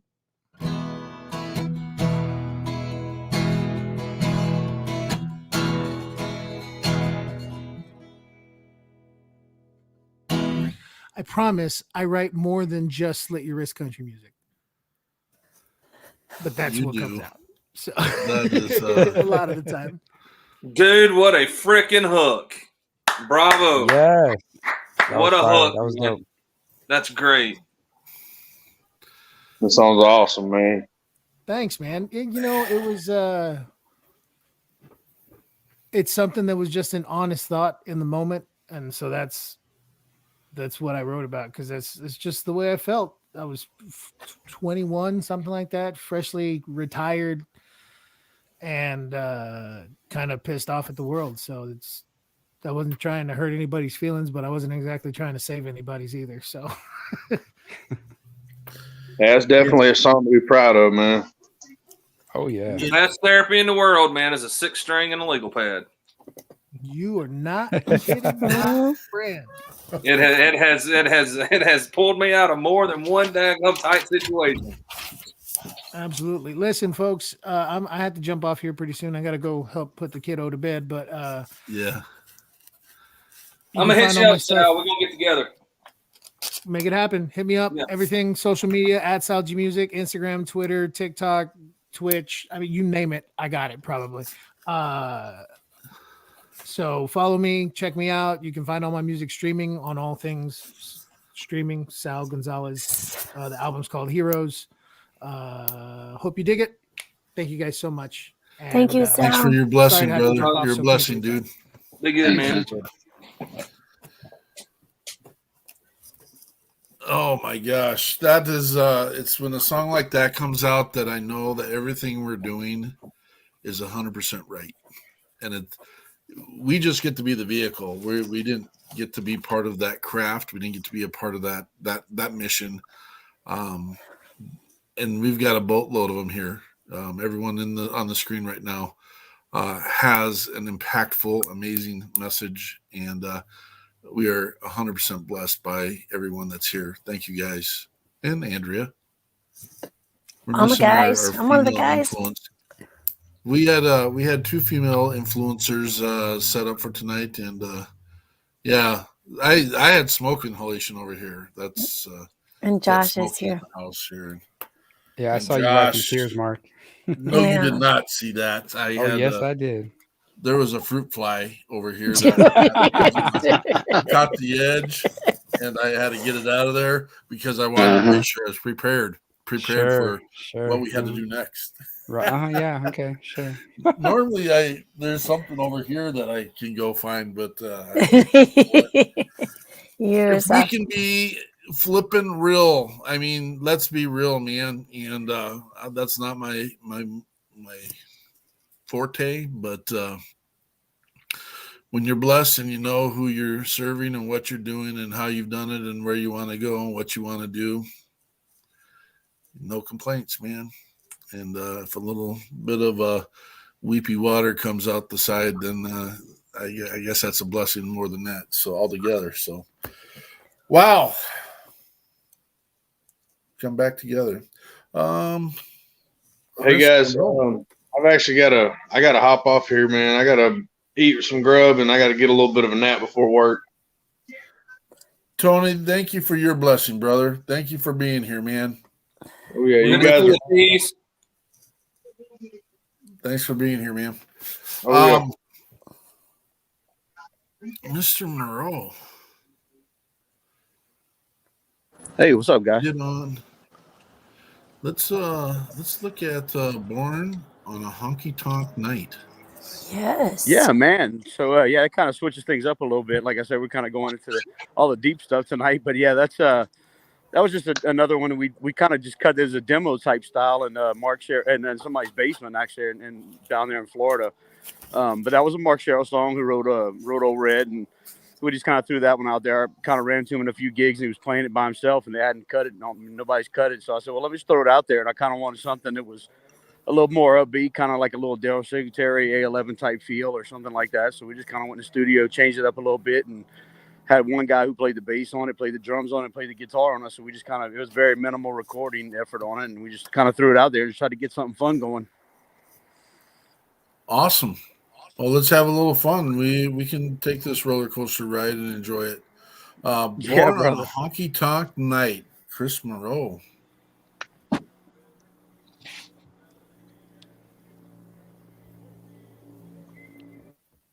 Oops.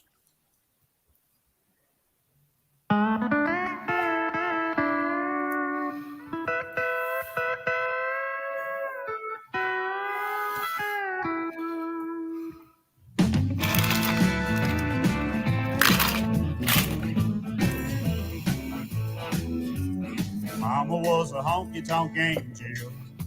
Daddy was a leader of the band. He built his reputation singing cheating songs. He's always a one-woman man. Daddy winked his mom across the dance floor. They knew it was love at first sight. 9 months later, while the band was on break, I was born on a honky-tonk night. I was born to be a honky-tonk man. What you see is what I am. I got a dominant honky-tonk gene. I really shine neath the neon beam. Well, I was up on stage with the ballroom babe before I was old enough to try. Living it up comes natural for me. I was born on a honky-tonk night.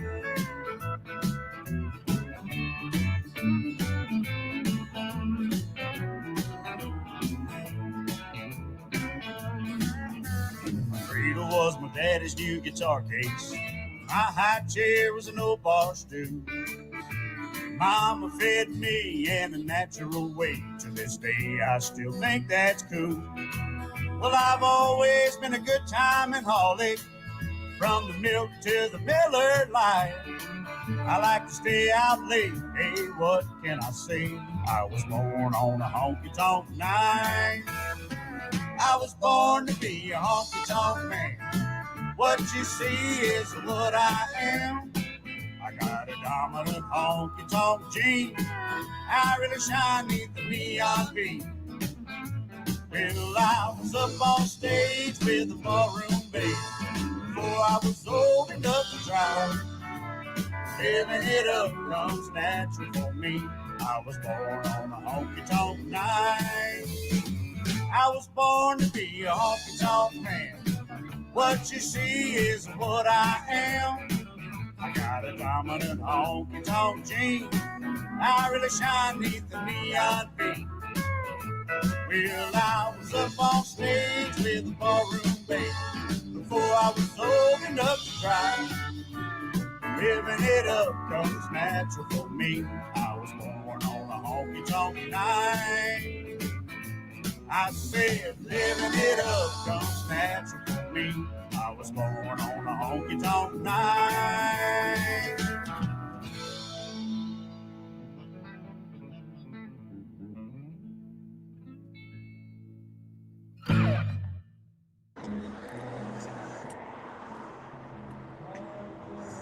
That was fun. I was dancing. Yeah, that's it, brother. That's it, brother. Yeah. No, it was a good time thing. Like I said, we kind of did like a demo little thing, and yeah, it was just a fun song. Marshall got up there and did it a few times at some of his gigs, and it was one of the things I just kind of liked about it. So I'm like, hey man, I just want to, there's a lot of slow songs out there and everything else, and everybody was doing ballads. I said, I just want to come out there and do some dancing music. So just kind of throw it out there, see what it came out of it. So like we kind of threw that up on radio for a little while too, but it's just one of the ones I kind of kept in the back pocket. But I think this year is going to be a real studio tour type thing, and we get out there and actually invest some money in recording and see what happens. No, I loved it. It was dope. That's something that you can throw on like at any venue and people just dance and have fun. I would throw beer bottles at you, one or two. Depends on what kind of venue it is. I'm over here chatting away and my microphone's off. Was I'm mine. trying to figure out. Yeah, I got kind of a daggone set 'em up Joe kind of feel from the beginning of it, man. That Still Ride in the first like 4 bars, I was like, I wanted to break into some Burn Gazda, man. That was really cool.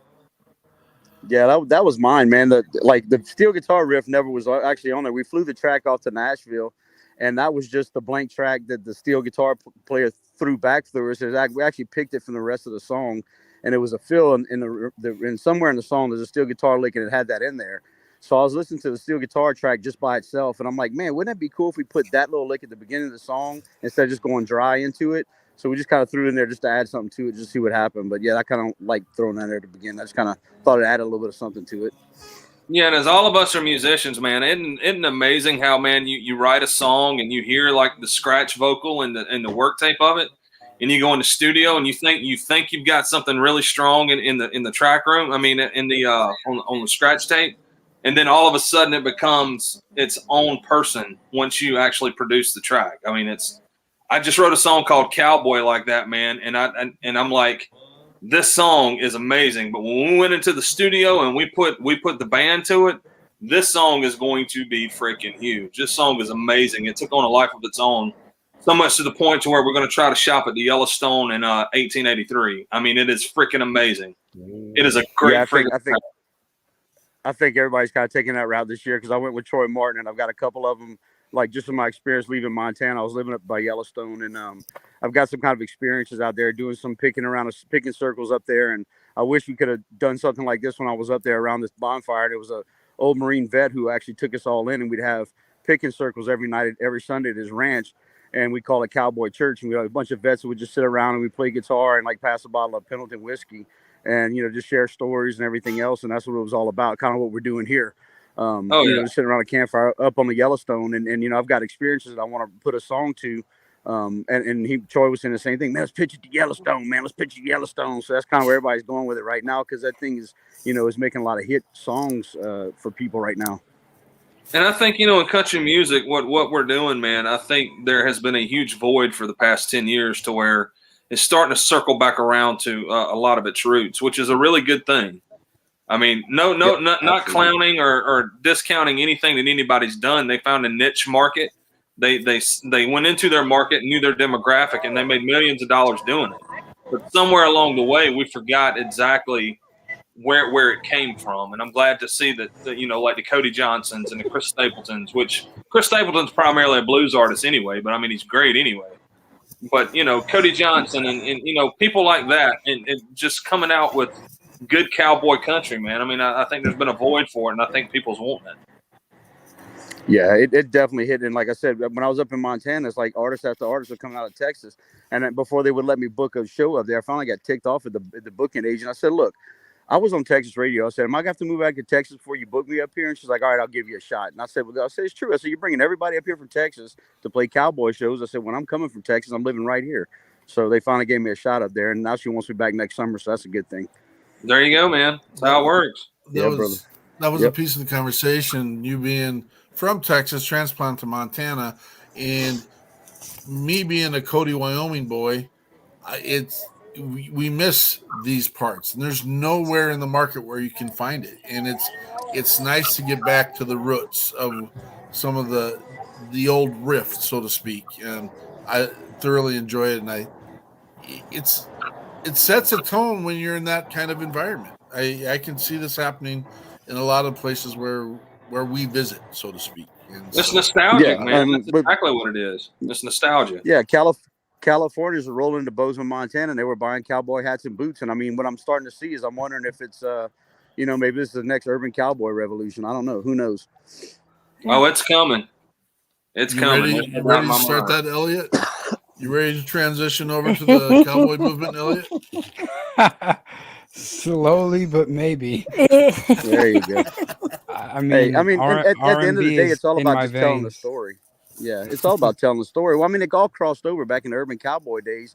It was swapping between pop, country, and it was all going back and forth. I mean, there were some hits that came out on the R&B charts that were country songs. I mean, it was all kind of going back and forth. So I mean, it was all still there.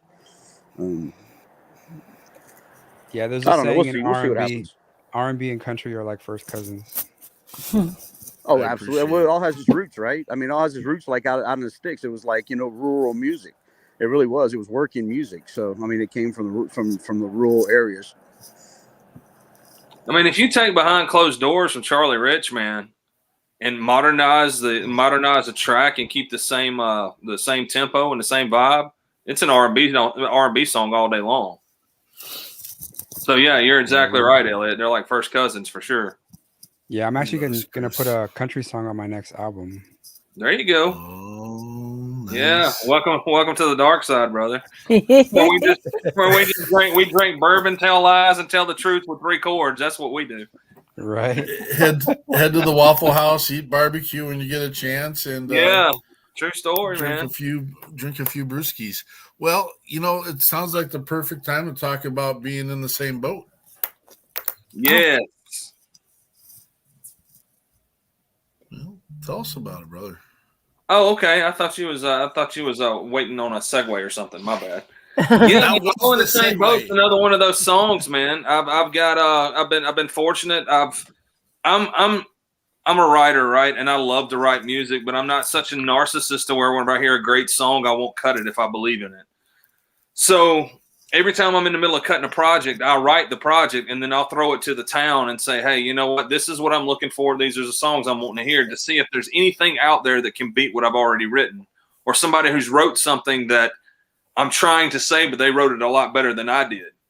So this was one of those songs, and I'm in the middle of cutting a project right now. I'm about 4 songs in, and the name of the project is going to be called God Loves Me. And the reason I'm doing it like this is because about 2 years ago, I was in a church, and a preacher came up and said, hey, man, you live with 1 foot in the bar stool and 1 in the church pew, don't you?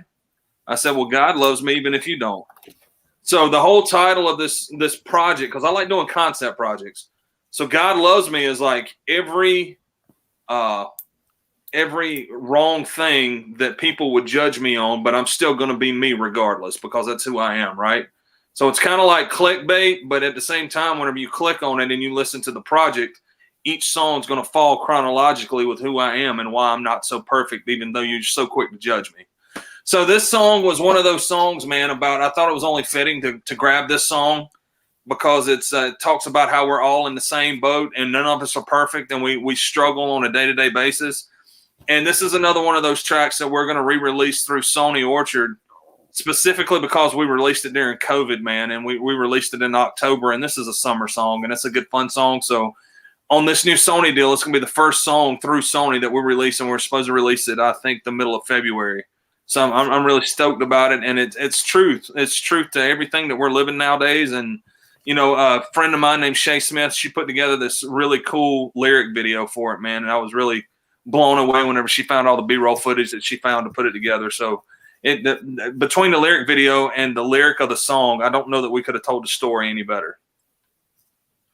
And so here's I all don't I'm think saying. I've got the cut.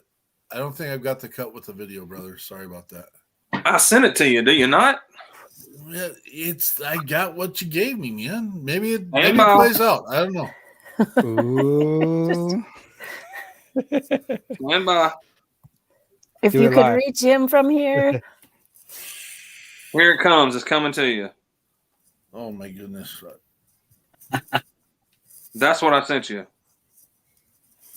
Will I put everything in that you sent me, brother? Did you check it? He loves when I question him. Yeah. It's a YouTube link, right? Well, it is. Well, And I didn't want to troubleshoot live, but That's a YouTube link. That's what I sent you. Yes, that's the lyric video. Well, the one I've got is with you standing your album cover. So I'll get rid of this. You guys can't see the amazing work that's happening. We got to fire this guy. You're doing fine. You're doing fine, Mr. Peterson. Yeah, I appreciate Got it, Thank man. you. You got it. You deserve a raise. I gotta. Someone knows. I wish Sal was here so we could talk about a one-legged joke or something, but he's not here any longer. All of you guys have all your legs, so it's. If he ever gets to a point to where music isn't a thing, he can go work at IHOP or the Waffle House. Oh my gosh! Literally, I hopped over to your table to serve you. All right, pancakes. so let's try a different route here, and I apologize. Here we go. No, we're gonna go with Elliot. So I have time to fix the problem. Huh. Let's talk about better real quick. And I apologize about that, Chris. I'll get the problem fixed and we'll get it up. Let's talk about better. Look at the look on Chris's face. He's gonna fight you. I know He's gonna fight you at the Waffle House after the show in the parking lot. He won't eat my barbecue anymore. Gosh. I want to see the fight on the boat, actually, that we're all in. Yeah. Yes. Yeah. Because who's going over? We should start. I know that was a great intro to your song, Chris, and we'll get you back on here. No, that's fine. We're good, man. I want to do it right for you, man. That's what I want to do. Elliot, talk to us about your cover better. So we talked a little earlier about me being R&B. So I was raised in R&B. That's my genre. I'm proud of it. That's it. I feel like R&B runs through my veins. So a few years back, I had the opportunity to meet Khalid, who's a now very popular, famous younger R&B artist. He's very well known, famous, and I met him because I was interviewed for a TV commercial with him, and they got a group of local veterans who live here in Los Angeles who are musicians. They got us together and we did like a small PSA with Khalid. And the reason is because a lot of people don't know that Khalid's mother is actually an Army veteran. She served in the Army for I think it was 15 years, something like that. So he's an Army brat himself. And so I met him. He's a great kid. We became friends. And when I heard the original of Better come out, I thought it was a great record. And a trend in R&B is to take an original song and then do an acoustic version of it later on. It's very popular. A lot of artists do it. They'll release an original version of a song on an album or as a single, and then 6 or 7 months later, they'll release an acoustic version of it. It's just a thing R&B, I guess we just do. And so I wanted to take his original of the song he released called Better and do an acoustic, soft R&B version of it. And so I recorded a video of me singing it at my home studio, which is the same spot I'm here. So it's just a video of me doing that cover of Better. Here we go. And Chris still looks like he wants to fight.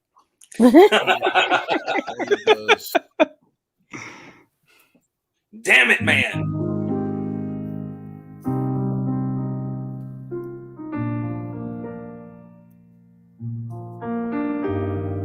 Love to see you shine in the night like the diamond you are.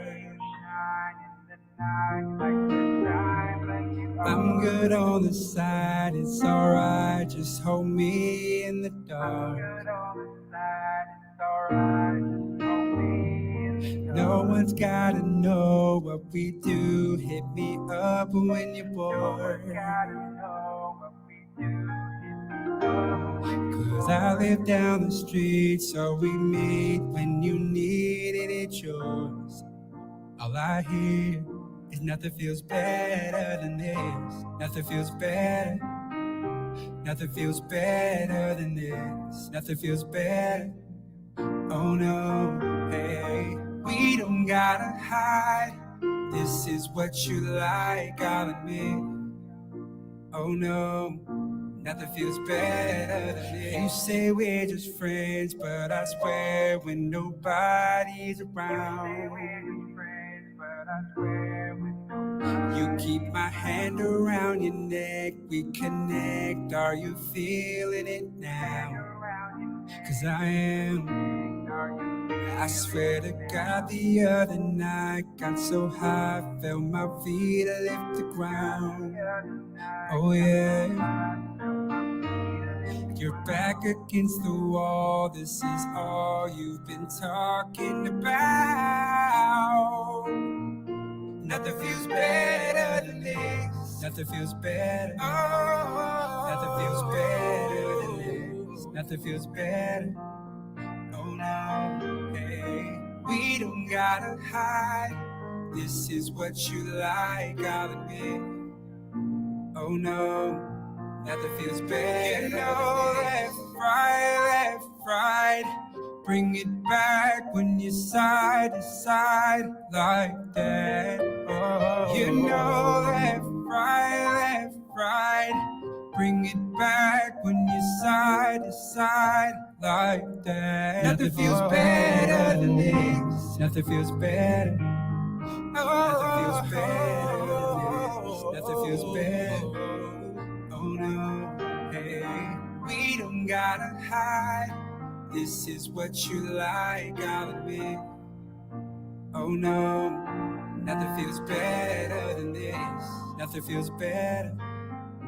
Nothing feels better than this. Nothing feels better. Oh no, hey, we don't gotta hide. This is what you like, I'll admit. Nothing feels better than this.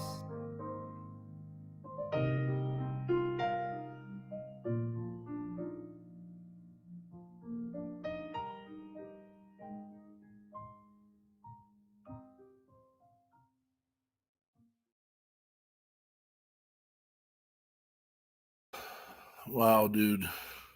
Anybody else asleep? No, that's not at amazing. all. Sleep, man. It's super That's relaxing, not- right? Like when I used to listen, like I did it and then I played it back. I was like, oh, this is like elevator music. You can fall asleep to this. Dude, that sounds like a track for a rom-com all day long. Like you need to get TV placement with that. Like I can see the rain falling and some damsel in distress running up to a window and her man meeting her outside and making out and whatnot. I'm just like, oh my god! It's kind of, what's that song by Adam Levine and Maroon 5? It's what song is that? I can't remember the name of it. It's off their first record, but it's something about standing outside or something. I don't know, but I got that vibe, man. That's yeah. Anyway, thanks, bro. Yeah, the That was original sick. that Khalid did was like super. The original was like super kind of up tempo, fast, kind of more of a dance type record, and I was like, I want to slow it down, relax it, do an acoustic soft version. So that's what ended up happening. So. Oh yeah, grooving that, man. Thanks, brother. All right, you done being crabby with me now? No, we still want to see the fight.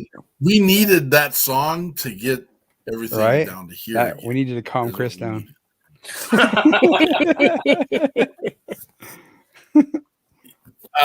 I don't know what translation, how that got crossed over, but we're ready to roll again now. Give me the 10-second intro to the song, and we'll cut it in when we do the podcast version. We'll cut it into the right place. In short, man, 2020 was a pretty crappy year for all of us because of COVID and lockdown, man. And I was looking for songs for a project because if there's anything that was great about 2020, it was an opportunity for me to take time and write and find material for what I was trying to do because we were all on lockdown, right? So this song landed up in my lap, and it's going to be part of my God Loves Me project, and I'm really excited about it because and we're releasing it through Sony Orchard, and February we're re-releasing it, and it just talks about how we are as a people and as we are as a country right now, I think. So, at the end of the day, life sucks, but we're all in the same damn boat. So, yeah, I'm loving it. It's a really cool tune. All in the same damn boat. Love it. Life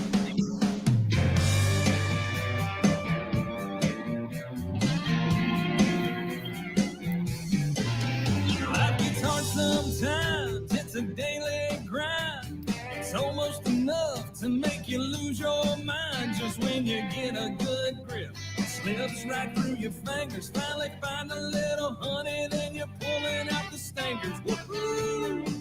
We work hard to make a dollar, just to keep our head above water. One day we're soaking up the sun, sailing in the breeze, drinking margaritas and kicking up our feet. And we start thinking we're sinking, we can't plug all the holes, running around in circles trying to keep our world afloat. And we all in the same boat.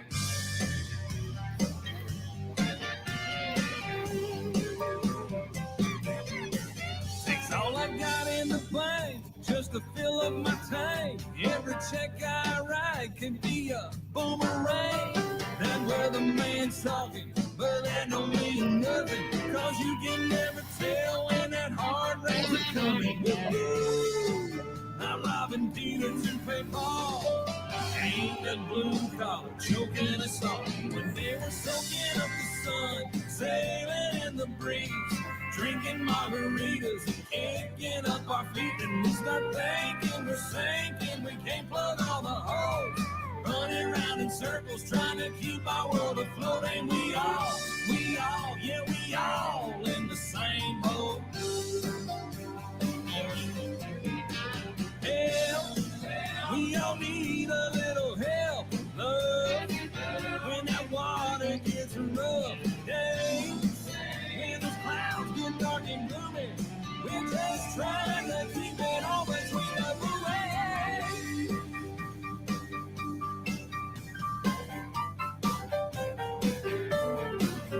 Yeah, we're soaking up the sun, sailing in the breeze, sipping margaritas, ain't worried about a thing. We start thinking we're sinking, we can't plug all the holes, running around in circles trying to keep our world afloat. Ain't we all in the same boat. Ain't we all in the same boat.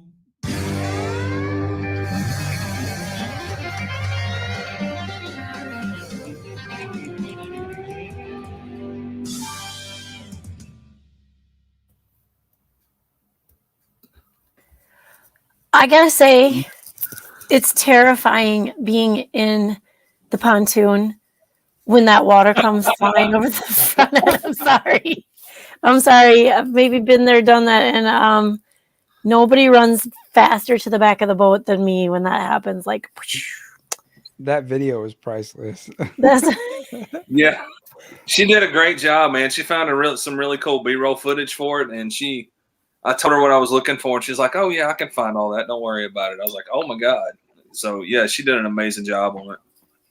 I'm glad we got to the right one. And Andrea just texted me if I'm doing all right. I'm doing fine over here. Very frustrated when technical difficulties happen. We've lost half our pages during this. I'm not here to bitch and complain about it, but for whatever reason, there's some technical things going. I'm going to tell you, I looked up and I saw Elliot with this big old geese smile on his face, and I'm like, forget it, it's all good. That video is hilarious. Like, you know what I was imagining, and it kind of looks like, back in the 90s and the early 2000s, those sitcoms where it was like the song and then each family member would pop up and the title would be across the page. It looks exactly like Family Matters or something. It looks exactly like that. Yeah. And I was picturing it as like the opening to a TV show, and it was perfect. Yeah. Yeah, she nailed it, man. And it's great content too, man. I mean, it's like really, really cool content to push out. Did you guys enjoy yourself? Yeah, it was cool, man. Thank you for having us on. It was really cool. We enjoy all of you so much, and it's kind of like we're doing that competition with the person with their hand on the vehicle here at the end. I didn't tell you, the last person to leave actually wins a great surprise. No, that's not true. But is it Mark Peterson? We had such an amazing group of people, and we just like I can't thank you guys enough for being here for the People's Patriot Project, and we greatly appreciate that. We're going to play one more song only because we didn't know that they weren't going to make it. We knew that there were some illnesses, but I didn't know that they weren't going to make it. But the Kim Donette Band has an amazing song that everyone needs to hear, in my opinion. Everything we heard tonight is something that needs to be heard, and there's not an artist that we have in our catalog that you shouldn't hear their music because they are amazing. Like my monologue was at the beginning, how amazing these service members who've done a little bit more than the rest of the world and have come back and found a way to celebrate life through their music. And we thank you, all of you, for that and being part of our family. Thank you. Anything in closing, anyone? Yeah. Yeah, can I jump in? Because, I started it out. When I talked about these relationships, Kim wrote this song after she was on. They came in on a Tuesday night she wanted the whole band to play live. And so she had her iPad set up in the studio and everybody made it in the screen. And we made sure the music was all good. We could hear everything. We were ready for Sunday. And we just sat and chatted with the band members after that. And I will tell you one of the band members he's a Vietnam veteran. And stories were shared that, when I'm kind of quoting him a little bit, he said, those have never come out. He said, those were done and thrown in a closet and the door got shut and I kept them there and they've never come out. And he kind of apologized. And we're like, this is absolutely exactly what we're here for. Anyway, a lot of tears, a lot of virtual hugs, a lot of bonding happened right then and there. And she went home and she wrote this song. And man, I tell you what, when I listen to it 10 times. I can't not listen to it more than once because it's there. It's in your head. It's very touching. And their band style is different than, we've got individuals, bands, the whole gamut here. And I was just texting with her. She's very sad she didn't make it tonight. And she's hoping we'll do this again and have her on. And I mean, that's all fine and dandy, but I'm going to go visit her and meet her because that person to person, that face to face big hug is super important. I need to meet her face to face. So yeah, so there's the song and the person and the band that we're talking about right now. So we'll just close with this. If you guys can hang out for a minute just after post show, and it'll just be the last song. So thank you everyone who's come here tonight. That was a great intro to the song, and I don't want to waste the thing with another long prologue. Patriot Pride, thanks you for your support. We can't do this without you. Here's the Kim Donette Band, Come Home.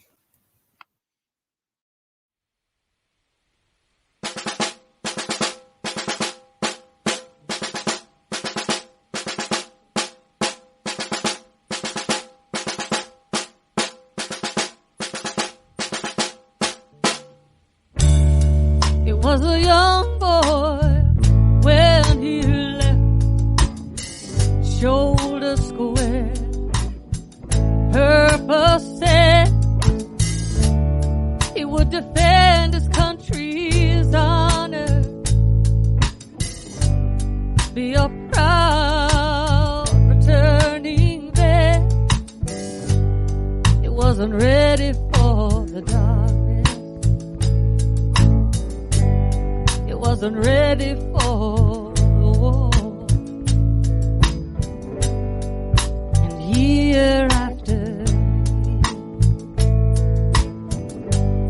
he wonders what's the fighting for. And there's a distance in his gait, there's a sorrow in his step.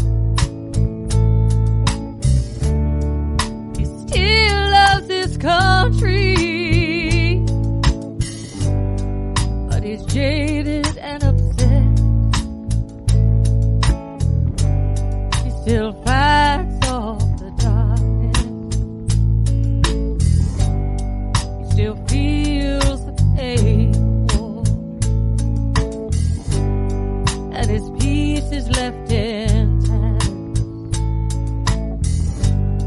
on a bloody foreign shore. Come home, come all the way home.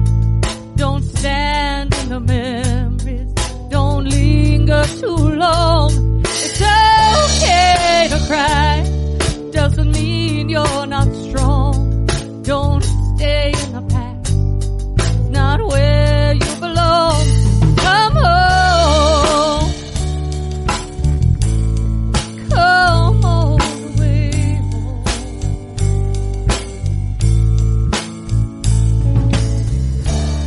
You can see him smile, see him act like nothing's really wrong, but he still gets misty-eyed when he hears a certain song, and he's trying hard to make it, and he wants so to fit in, but sometimes he just can't take it. When those memories rush in, come home, come all the way home. Don't stand in the memories, don't linger too long. It's okay to cry, doesn't mean you're not strong. Don't stay in the past,